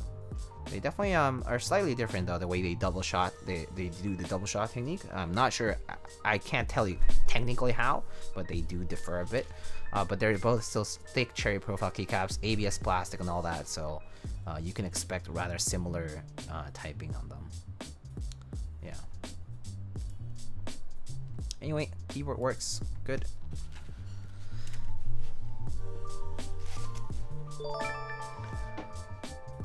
Yo, Reefbeck. Any tips on taking a Rama M65B in my carry-on? If you have ever flown with a custom keyboard. Love the content, keep it up. Yeah, sure, Reefbeck. Thanks for the $2 dono. And tips for traveling with a Rama M65B. First of all, wrap it up really well. I mean, I personally prefer cloth over like, I mean, if you have a hard case, that's good. Like some foam or something like that can help, like, you know, like those like carrying bags. But I do suggest keeping it in your carry-on. One thing about putting your carry-on though, just keep in mind, is that TSA most definitely will ask you to take it out. So they're gonna swab it. So just know that they're gonna do that. Just tell them what it is. Tell them like, oh, there's a custom keyboard. You know, it's harmless. It has a metallic case, but you know, you can swab it if you want. So just expect to take a little longer for TSA actually if you're traveling with it, especially if it's like domestically or whatever. If it's going to be in the TX, oh, that you should be fine then. You should be fine. Just expect you to take it out. Just expect to take it out when you're passing through security. I've traveled with keyboards across the country for meetups, and I have had no issues personally. One thing is to do expect that you're going to take a little bit longer for security though. Just you know, be clear to them what it is. Like they might freak out a little. Some people do freak out because they're like, oh my god, it has like, you know, because a PCB and on the X-ray it shows, right? And they'll be like, it shows us this like black thing because it's, all the metal is reflecting all the X-rays out. You just need to say like, oh, it's a custom keyboard and it's already built. Like it's no electronic harm or anything like that, and you know, has plastic keycaps, and you know, that's about it. And they'll probably ask for you to take it out to be swabbed. But other than that, it shouldn't be any issues. I haven't had any other issues beyond that.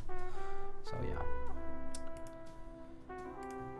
And Night Ghost TV, the board is exclamation keyboard. It is a key code 265. Am I allowed to share image link here of the 7V weight? Yeah, sure. Go ahead, JJWKB. Sorry about that. I didn't respond to that, but yeah, you should go ahead and share the link if you want.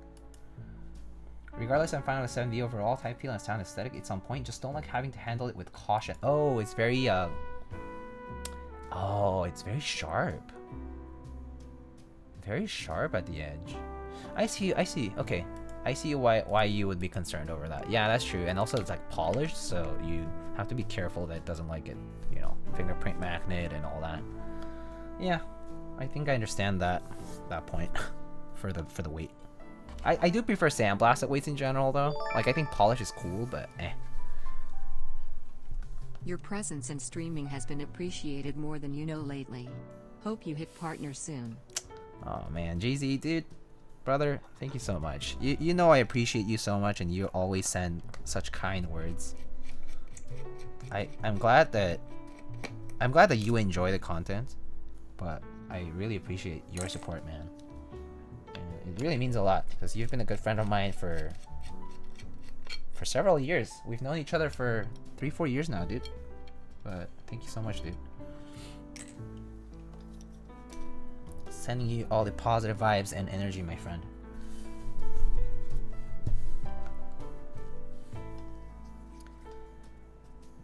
Just as being six pounds and being so sharp, had some close calls while picking it up. Oh yeah, I would be afraid of like getting like a finger cut through with the sharp weight. That's kind of scary. like actually. Yeah, no, I understand. I'm not too keen on that myself for sure. It's a bit too much.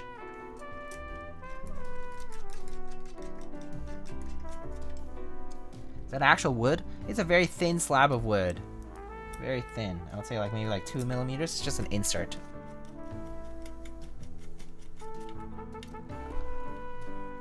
Would you mind elaborate how you price your commissions?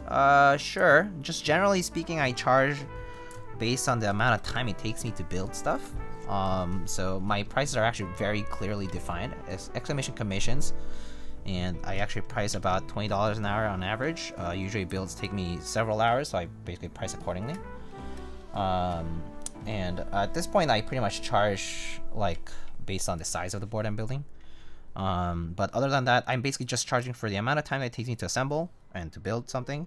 And like if I'm lubing switches, then I charge accordingly. So I would say like a batch of switches for like a 10 key list probably takes 4 to 5 hours to lube. So I'll charge, so that'll be like another, you know, $80 to $100 on top. And then if you're not sending stabs or not sending lube or anything like that, I can provide like stabs or lube or any supplies, but you will have to pay for the price too. Like I would have to charge you for the extra supplies that are needed. So that's kind of how I price commissions. I price commissions pretty much as fairly as possible, which is basically just charge exactly what it costs me to do. I don't do, for example, two things I don't do is I don't do hand wired builds, and I also don't do builds that I don't think I'm going to be capable of doing. Because I just know the risk. Well, I guess more importantly, I also don't do I don't take commissions where I'm being asked to get all the parts for the person. If I did, it would not be a trivial cost. It would actually be a fairly significant like consulting slash like consultation slash like finder's fee sort of thing going on. I would basically charge for like every minute I spend on getting like a part or something.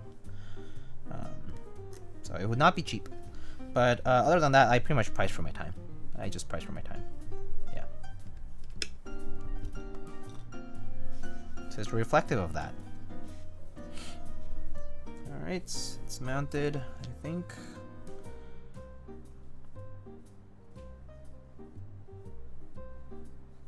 Is that a scratch? Not sure. Huh. Whatever. It's fairly visible though. Alrighty, let's put this on now.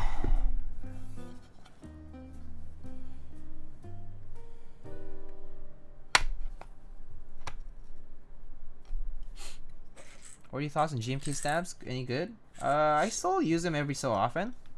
They're not like the best, but they're also not unusable. Yeah. I still have a bunch of GMK stabs. They're okay. They're still usable. You just need to lube them a bit more meticulously, but yeah. Definitely do think that Durock stabs or Zeal stabs tend to be a little smoother. But if you really want that matte black stab, no harm in using GMK stabs. Or cherry stabs, rather. Or cherry stabs. Yeah. Hope someone does high quality wooden case in the future. Pretty expensive though, right? Wood is expensive to work with. A lot of labor for wood. Even if you had a CNC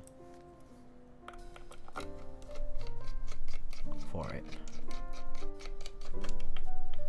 Is the wood piece only visible on the inside? Yeah, for sure. It's like dull and sharp, so you have to really hit it with impact to get cut, but I would not say being cut is out of the question. Yeah, I could see that though, just based on the angle of that 7V weight. I was thinking of going for a PC flex plate or plateless. Oh, nice. I'll work your wood for free. Okay, buddy.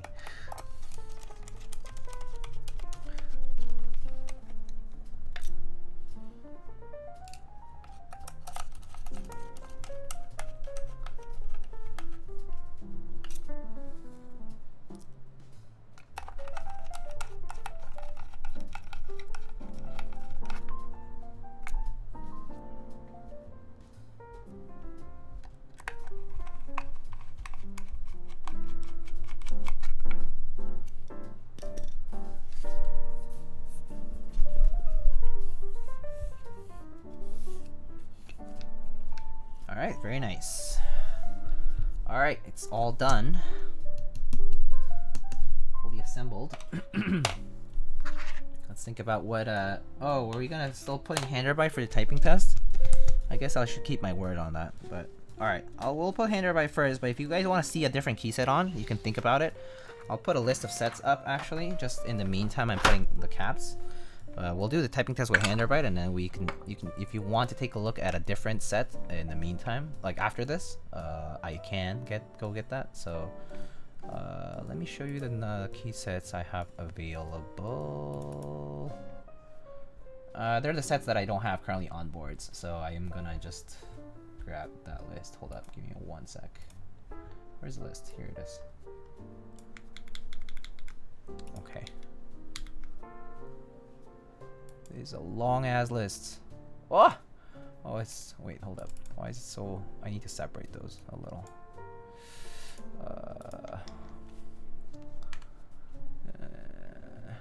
CRP.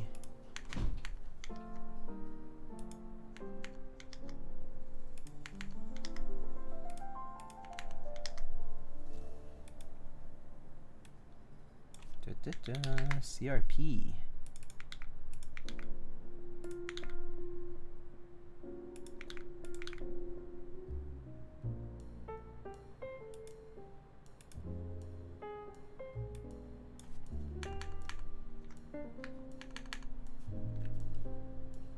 Does that work? Let's see. Alright, that works. So those are all the sets I have avail. Wait. Does that not fit? Does that legit just not fit? Okay, hold up. How do I make it fit? I guess I need to make the font smaller. That's too small though. That's too small. That's too small. Can I make it bigger? There.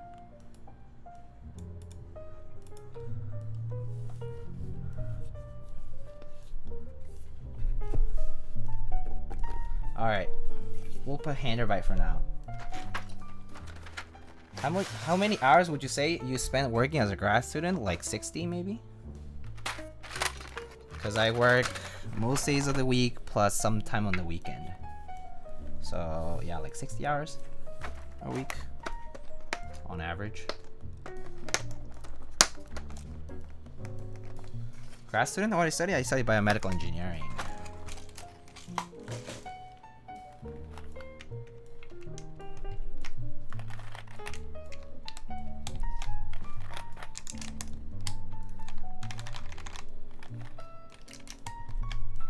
Is it really crazy? I'm not sure if it's too crazy. Is it crazy? I don't know.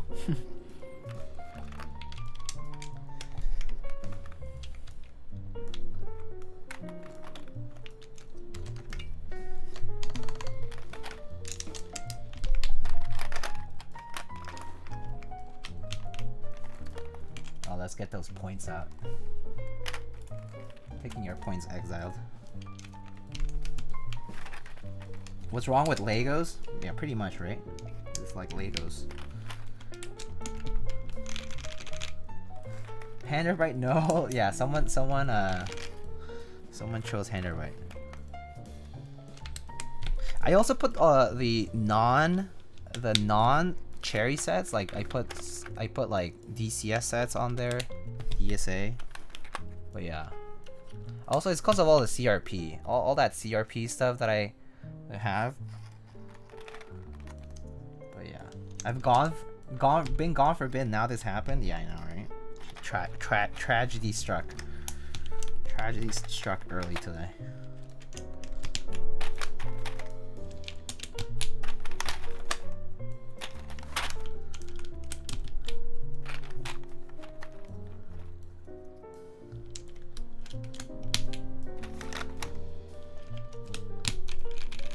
Stormtrooper would be kind of interesting. Yeah, Stormtrooper would look good on the silver for sure.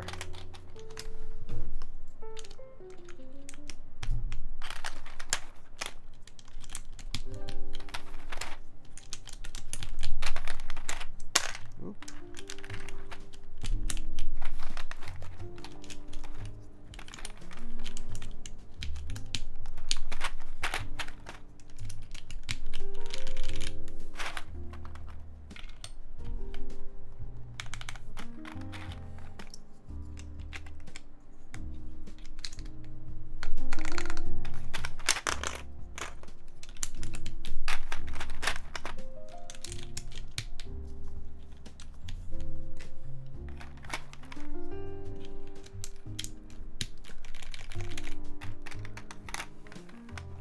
The build says you're building for a client. They're okay with you choosing wacky keycaps. Well, they're my keycaps, so it doesn't matter.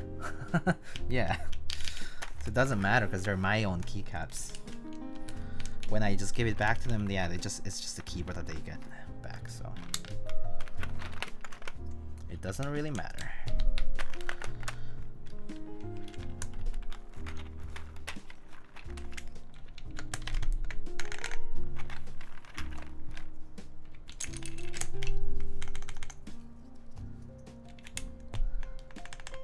Oh, wacky, like crazy. Yeah, they don't mind.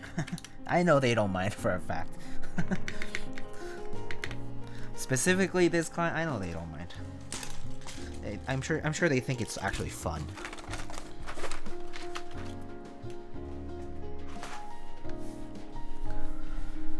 All right, did you join Gmk Greg? I actually did, yeah, because my friend was the person who designed Gmk Greg.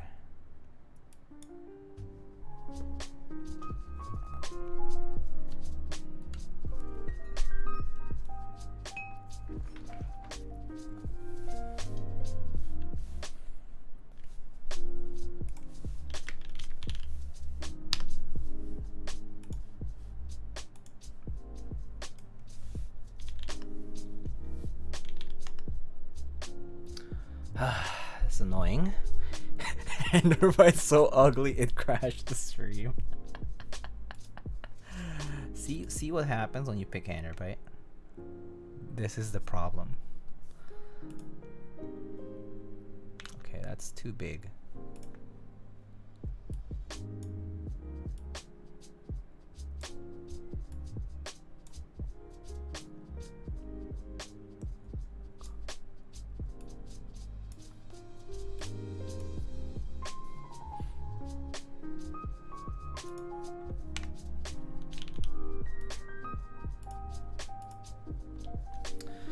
All right, let's get this set up.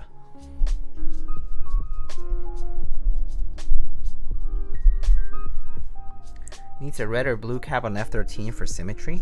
Red or blue cap? Okay, sure, we can do that. We can try that. Red or blue? Red probably. Red for the symmetry if you want it. I think red would be nice. Something red. Something red.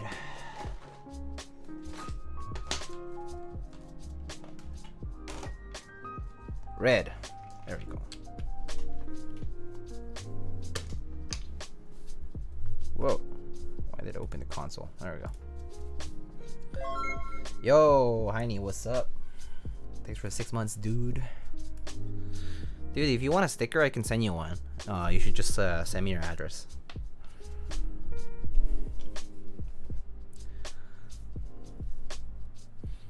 Alright. Can you get one too? Yeah. So if you've been subbed for 4 months or longer, you can get stickers. Can I buy a sticker, please? No, I'm giving them for free, but for people who have subbed for 4 months or longer. I've been subbed for 3 years. What?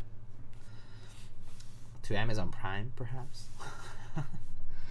Anyway, let's try this out, shall we?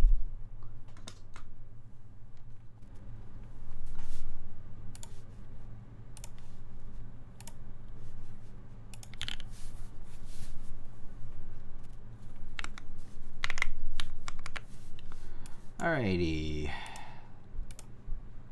No, not Bezos, no more. Bezos Prime. Alright. Here we go. We have Mauves on a full allo plate with a GMK Handarbeit. So I should zoom in a little. Wait on.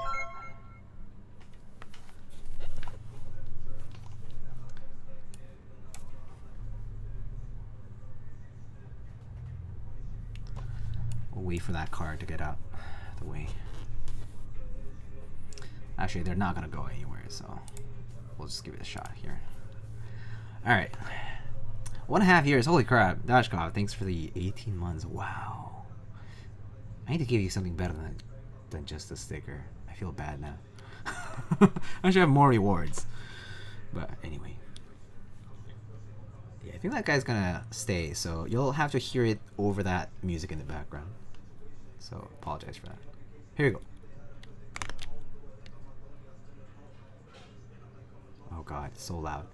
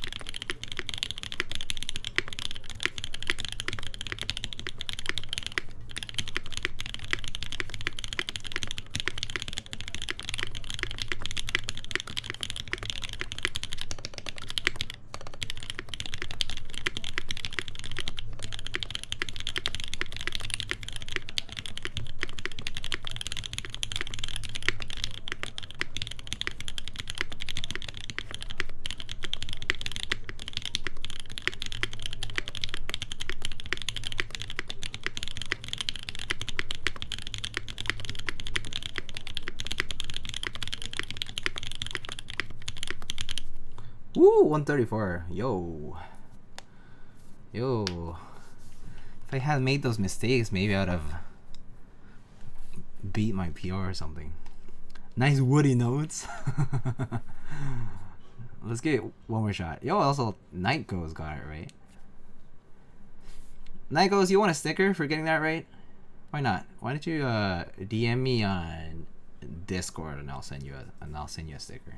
How about that? Alright, let's give this one more shot. Alright, here you go. I'm gonna take out my earphones for this. I want my refund on my sticker then? Do you want a refund on moderator position? That's fine too. You want a refund? Alright, here we go. Whoops.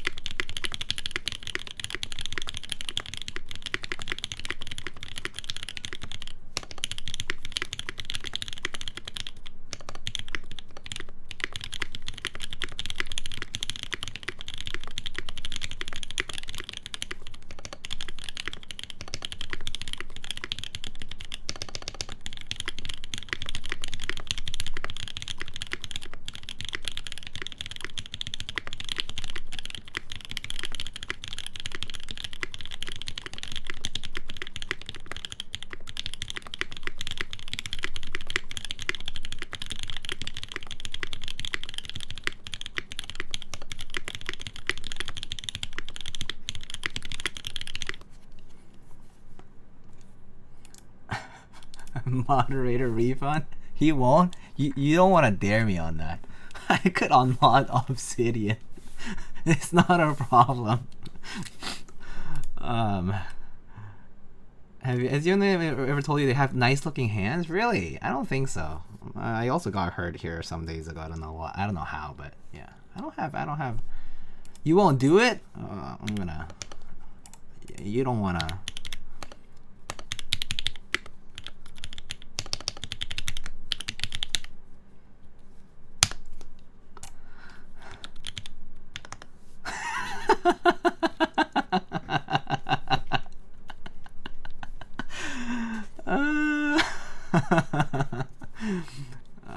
Alright.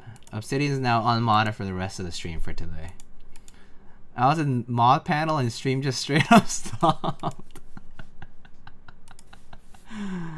Alright, here's the modifiers.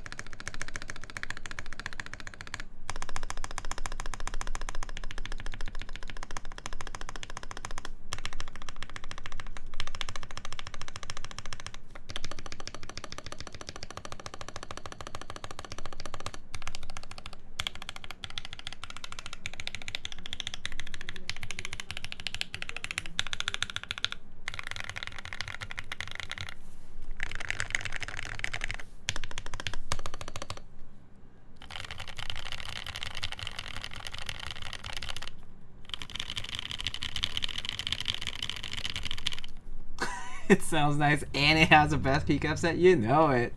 What's up, Courtney?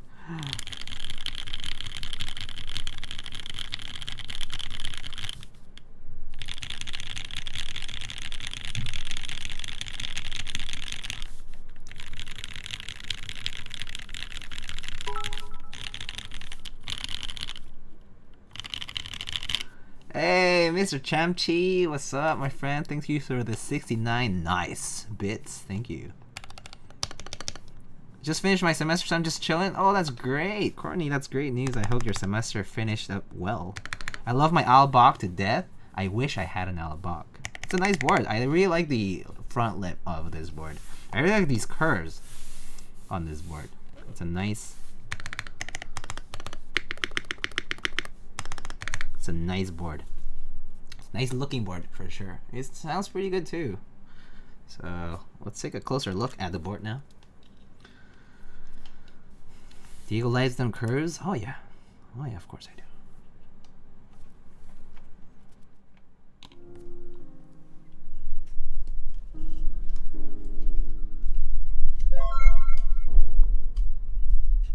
Oh my.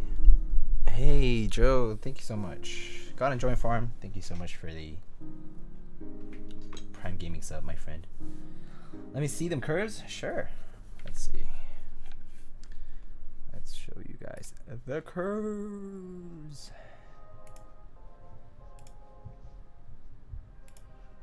Right.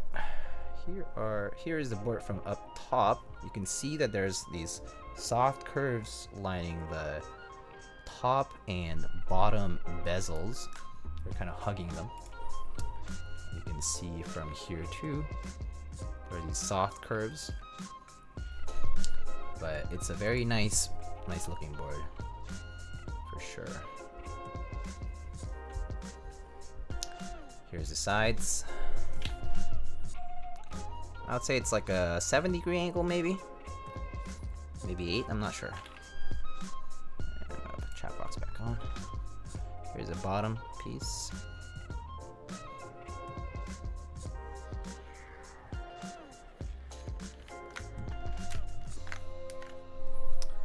Here are the sides again. Has a nice soft lead in for the side handles. And again, the front has this like soft lip here. Same for the back. It's kind of symmetrical on both sides. Yeah. Pretty nice though. Pretty nice looking board, I think.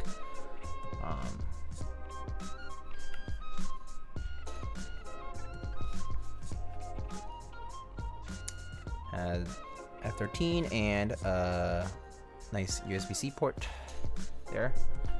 Yeah. It looks pretty nice actually. Looks and sounds pretty good. Show us the Al Dumpy. Here's the Al Dumpy for you. Al Dumpy. Curves are somewhat reminiscent of the Moon TKL. I think the Moon TKL is a lot more aggressive. I think the Moon TKL is way more aggressive. Yeah. I actually have a Moon TKL round here, a Moon TKL round 1 around. I can show you what it looks like. The Moon TKL is way more aggressive than this. Oh, let me see if I can. Oh, okay. Yeah.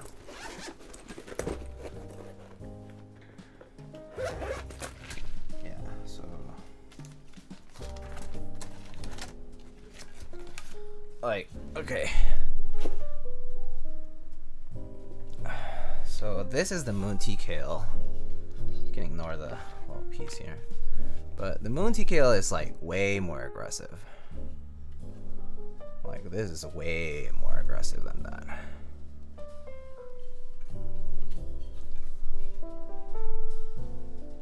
Yeah. Like that's the side profile of the Moon TKL. It's a very wide boy. Yeah. It's such a cool board though. It's a lovely board. The Moon. Yeah. Why isn't it built? Because I need to build it. What do you mean? Because What? It's not build because I do a thing called a build service, and people ask me to build keyboards like these. That's why it's not built.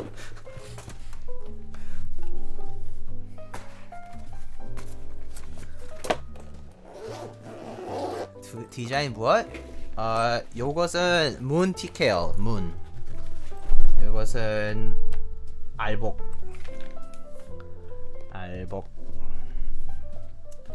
Yeah.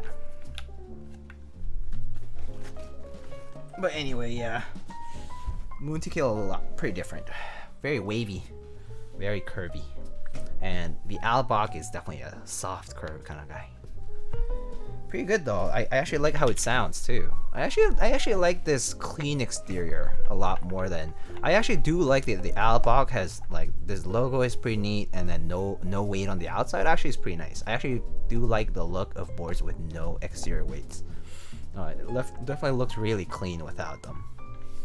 Hard to beat that look, I think. AL.BOK. That's right. Alright, do we want to see a non-Handarbeit set on this? We can try. Do you guys want to see a different set on this? Or nah? We can do that, and then we can probably wrap up stream after that. Maybe do something else and then wrap up stream. No top engraving is super nice. So yeah, I agree with that too. No top engraving. Basically just a very clean looking board without all the extra flair.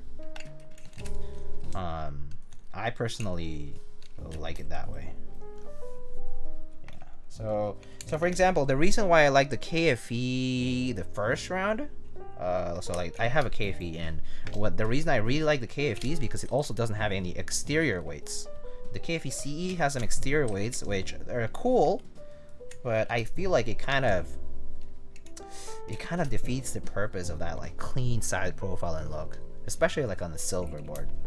I think definitely looks very, very nice without all that extra flair. Payback. I see how it is. Okay, sounds good. I'll do 10 push-ups after I take off these keycaps.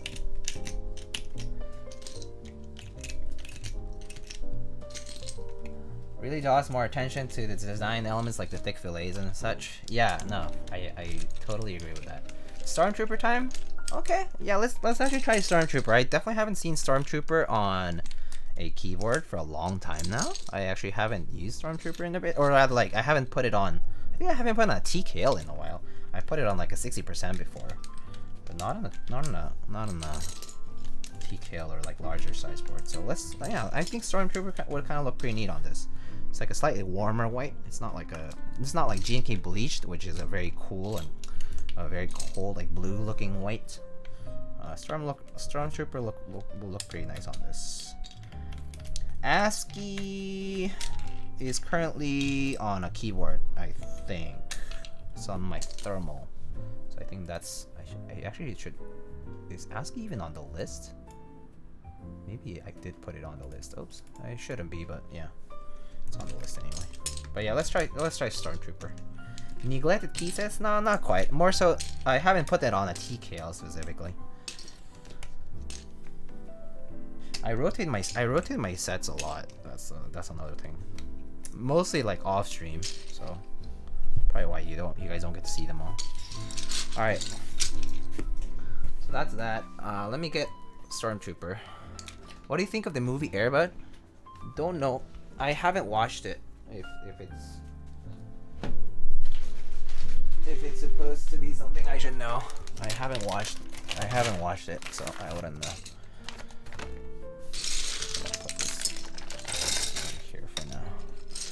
Just so I don't lose any keycaps.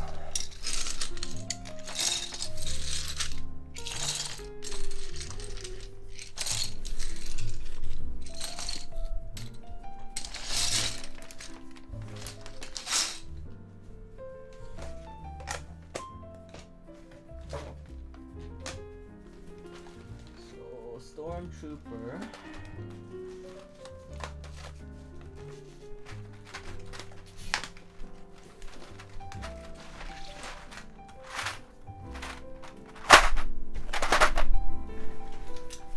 Stormtrooper. Well, I normally put them in bags and then I later I later organized them. I organized them afterwards. So yeah. You missed the garbage can. Toxic. That dog's pretty fly. Everybody's the greatest sports movie of all time, dude. Watch it right now. Okay. I will do my best to watch it soon.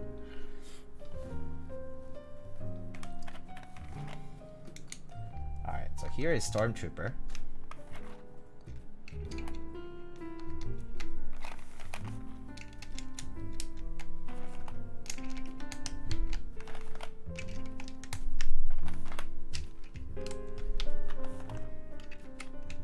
Nice white.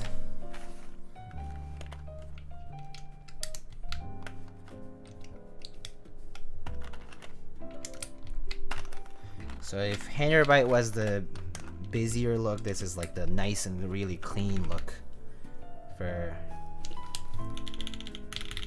Is this different from normal black on white? So Stormtrooper has the CP white, which is a slightly warmer look than minimal or blue. So in terms of like warm to cool colors of white, it's gonna be Stormtrooper warmer than minimal, and then those are both warmer than bleached and monochrome. Yeah, minimal is a much cooler white than this. It's like a whiter, like a purer white, so to speak, whereas Stormtrooper is slightly less so. I heard your partner ready though. Yeah, so I am waiting for hopefully getting positive results from applying to partner. Yeah, looks a bit more cream on camera. Yeah. It's slightly more. I wouldn't say it's like very creamy. It's not like beige, where it's like beige is even warmer than this. So GMK Pristine was a set that was kind of like really like definitely warmer as a set. So this one's definitely still white. I would say GMK Pristine was more like a cream color. Yeah.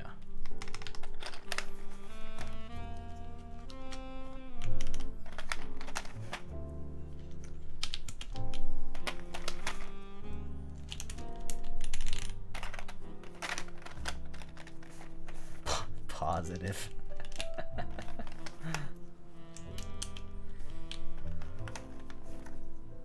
How old are you when you had your first kiss? What?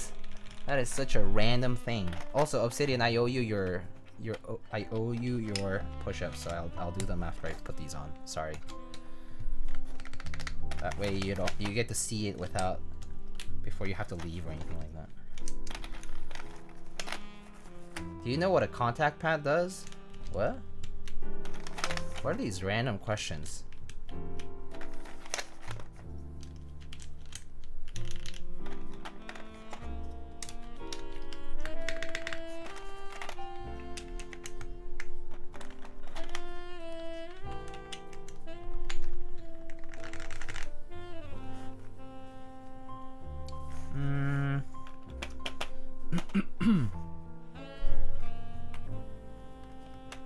I'll just put something.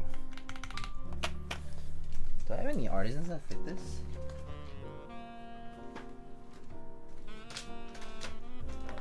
Maybe I'll put that on.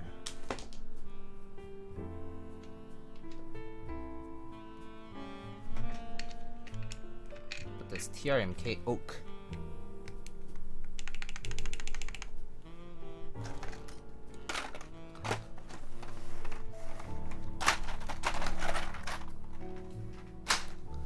Alright.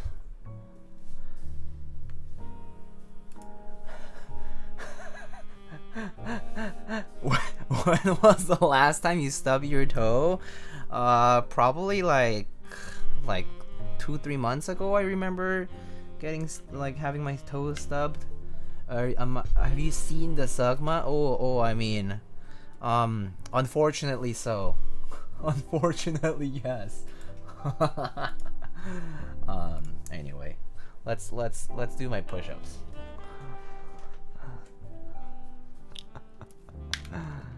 Do you like F13 or no F13? I prefer no F13 actually.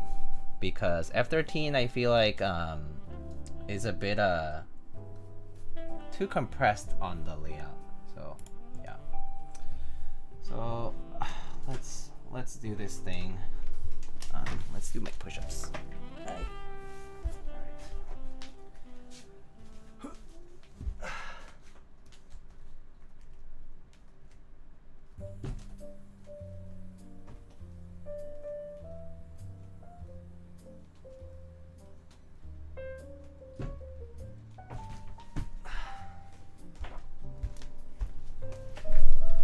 I thought your door was a wall. No, it's just my closet wall. I mean, like closet door. All right.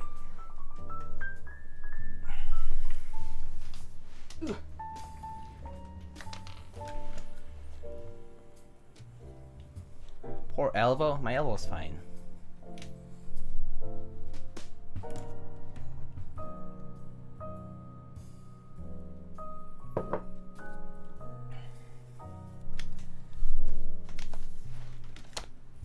The 7V has a contact pad. I suppose it's to reduce sound. I thought it was for something else. Huh. Contact pad. You sure it's not to like reduce the amount of like if you could short the... I actually don't know what it looks like, so I'll have to take a look at it. I don't know what you mean though, so I will have to look at a picture or something. When was the last time I cried? I can answer that question. It was not long ago actually. The last time I cried was maybe like last week. I actually cry more often than you guys think. But I actually, yeah, there's a lot of things make me cry. But I probably cried like last week.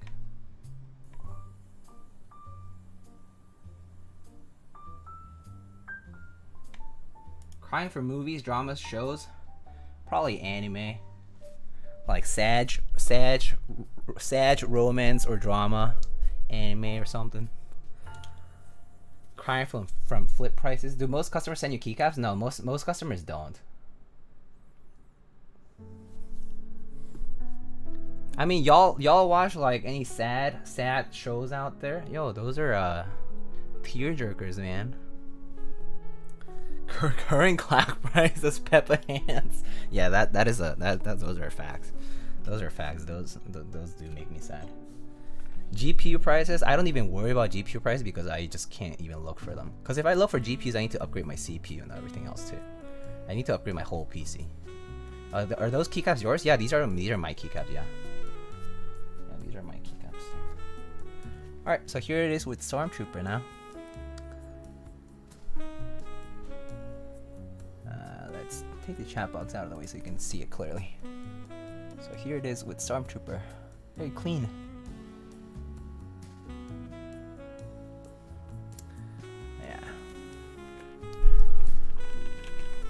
GMK wait times, definitely a cry-worthy thing. I mean, this is not gonna sound any different from earlier because it's still just GMK set. GMK keycaps. Can you explain what alt graph means? I always wondered. Oh, so in like international layouts, to type certain characters, the alt graph is basically like a function layer. So you would like press alt graph and some character key and some key here, and basically it'll type a specific symbol. Like alt graph N can type like the ñ, like in Spanish, right? Or like the C for like the C with the what is that called? Like cerilla, the little thingy. Yeah. Or like vowels with like specific like graphic accents and stuff. Alt graph is basically like a function key for specific international layouts. So in specific international layouts, actually the alt graph key is an essential key function to have, because otherwise you can't type like correctly. Why do some sets not have alt graph? Designer choice mostly. Is because people have decided to not have alt graph to make it symmetrical, like to make it alt and alt instead of alt and alt graph. Yeah, you can look it up. Alt and alt graph, like alt graph is, you can look up. Is CRP round 4 worth it? Yes. What makes it worth versus not versus other PVT caps? High quality dye sublimation, pretty good pricing, pretty decent fulfillment times, and just overall like a pretty high quality PVT that people enjoy. cherry profile. Yeah, just like all that good stuff for a fair price, in my opinion. Yeah.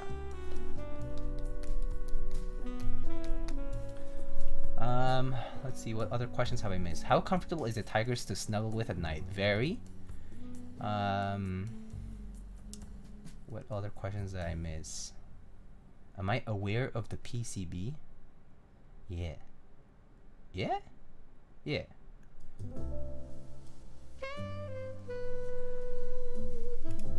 Time to drink up. Time to drink up. Oh yeah, I have no water here.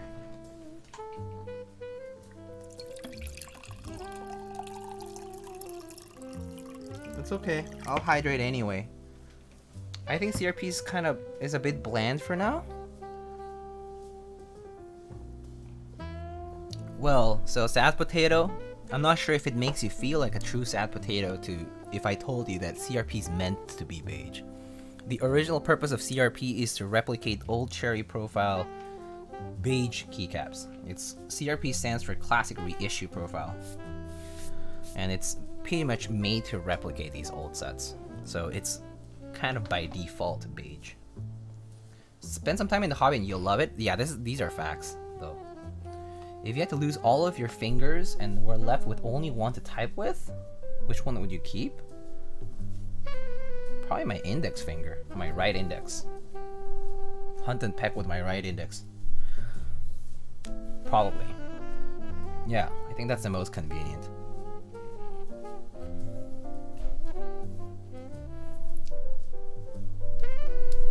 Beige so lit. Yeah. Yeah, no, beige is great. But yeah. Big brain, you keep your thumbs? I mean, opposable thumbs are nice, but not too nice if you don't have other fingers to depend on, right? Opposable thumbs are nice though. All right, let's type on this one more time since I know there's some people who kind of came in late, who might want to hear it again. So we can type on it one more time and then probably call it a night.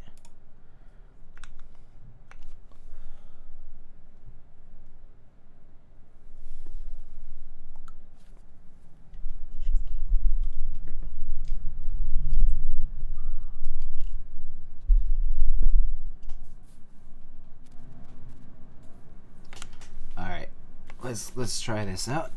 What's your favorite blue one?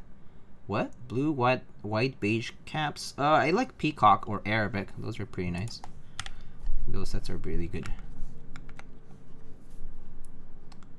I'm interested in a 75% or 65% with a volume wheel. Does something exist in a custom version? Maybe like a Satisfaction 75 is for you.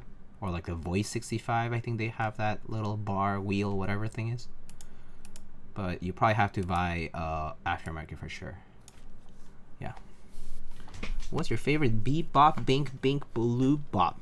I have no idea what that means, but yes. All right, here we go. Again, just GMK caps. This is Stormtrooper on an AL.BOK with Mauve switches with 205.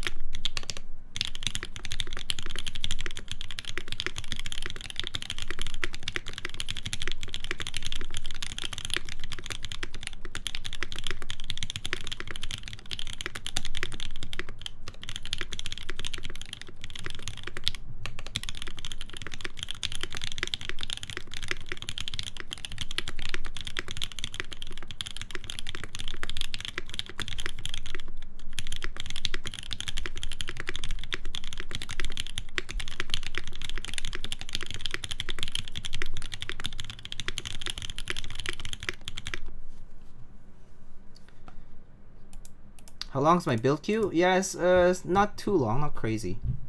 Right now, I think it's a little bit quiet right now. I went through a lot of boards over the past month, so I The build queue is a little better right now. But I mean, still there is still a queue. So yeah, things are always shifting around. Here's a months. Time-wise, I'll say like 3 weeks to a month turnaround.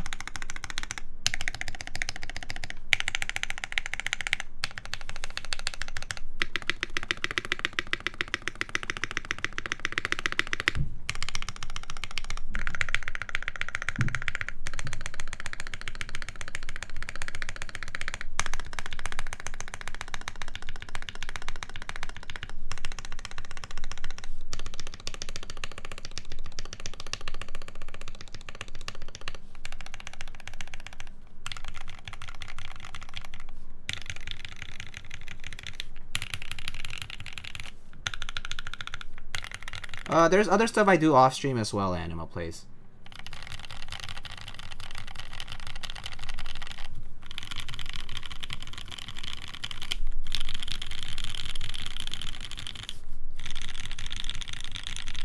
Was Handarbeit used? Yeah, we did.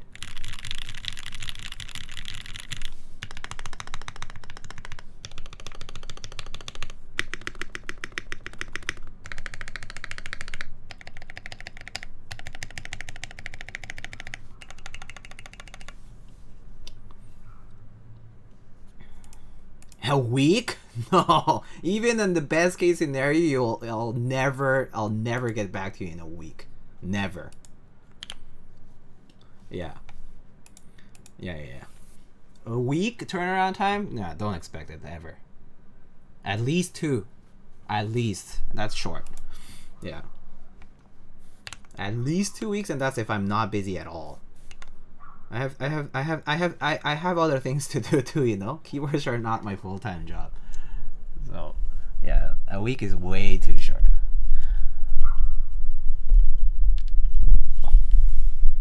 I mean, you know, it depends on the person. Some people are quicker than others. I know that if you send something to some people, it might take even longer than that. So, it's up to you though. Most people are okay with waiting. Some people take months. Some people take more than a few months. So I'm not gonna say. Some people are just very, very busy. Shipping back and forth alone would probably be more than a week at the current time. Oh yeah, well, absolutely. Lightning has life? Oh yeah, imagine that, right? Dance for my keyword money.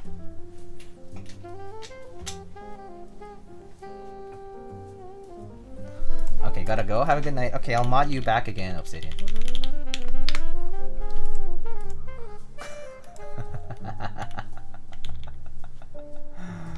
Did I give you mod yet? Oh yeah, there it is, back up.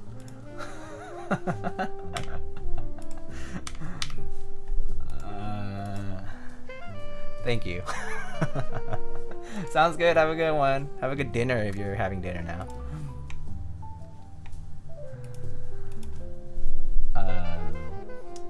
Pitch a tent if I have to. Understandably, you're full time elsewhere. Yeah. I have a full time like outside, so it's like yeah, I can't do quicker turnarounds than that.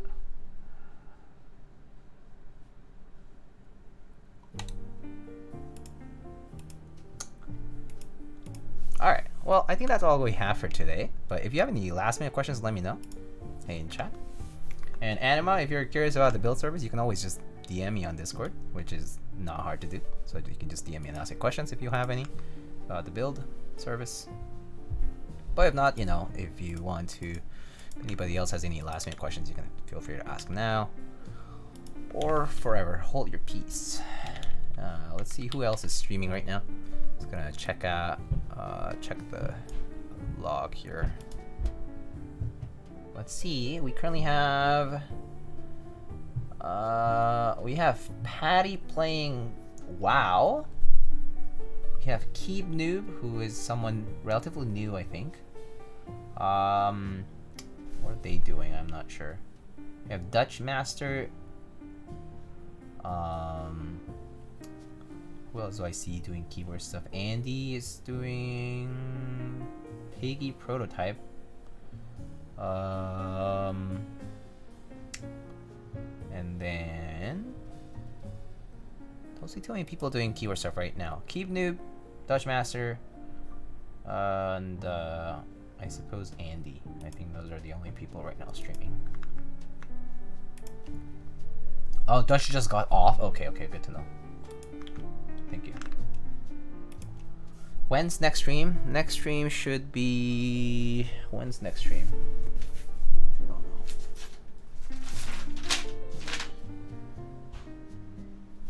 know. Next stream sometime later this week. I'll say next stream should be like in the later half of this week. Yeah. What do you want to do after graduation? Probably work. You ever dream about keyboards?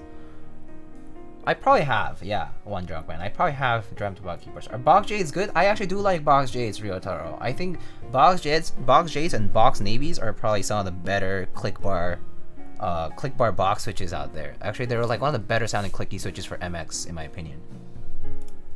Yeah, box Jades and box navies are really good. They're thick clicks. They're very, very nice, in my opinion.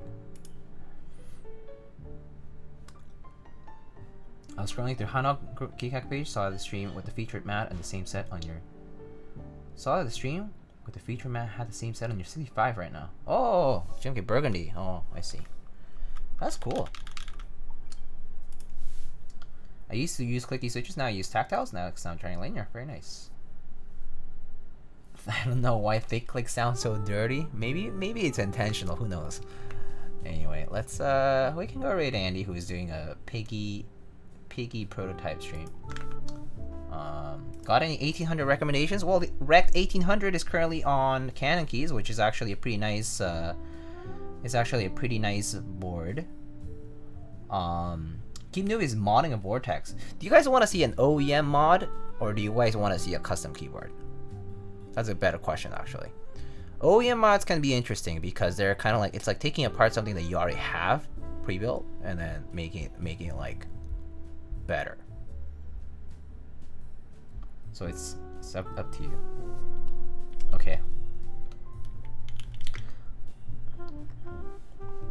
So I'll just say raid. Let's see, and then I'll say custom keyboard or OEM mod.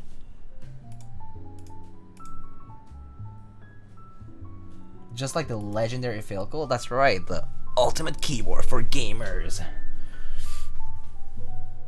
It's the legendary Filco. Be on my way to Votland anyways. I see. Can you do a typing test so I can approve it? I already did. I already did like 4 of them. Tree Leaf, you're just late today. I've been streaming for like 3 and some hours. Actually, the stream died earlier. That's why. But yeah, I'm sorry, Tree Leaf. All right, looks like it's like neck and neck OEM on a custom keyboard. Okay, I think we'll just do Keep Noob. Let's go raid Keep Noob. I personally think that OEM boards decide a second. They deserve a second chance, and doing a mod for them is pretty cool. And also, I would like for people to see what modding OEM boards can be like, because I think it's underrated. There's a lot you can do with them. So let's go check it out. Raid Keep Noob.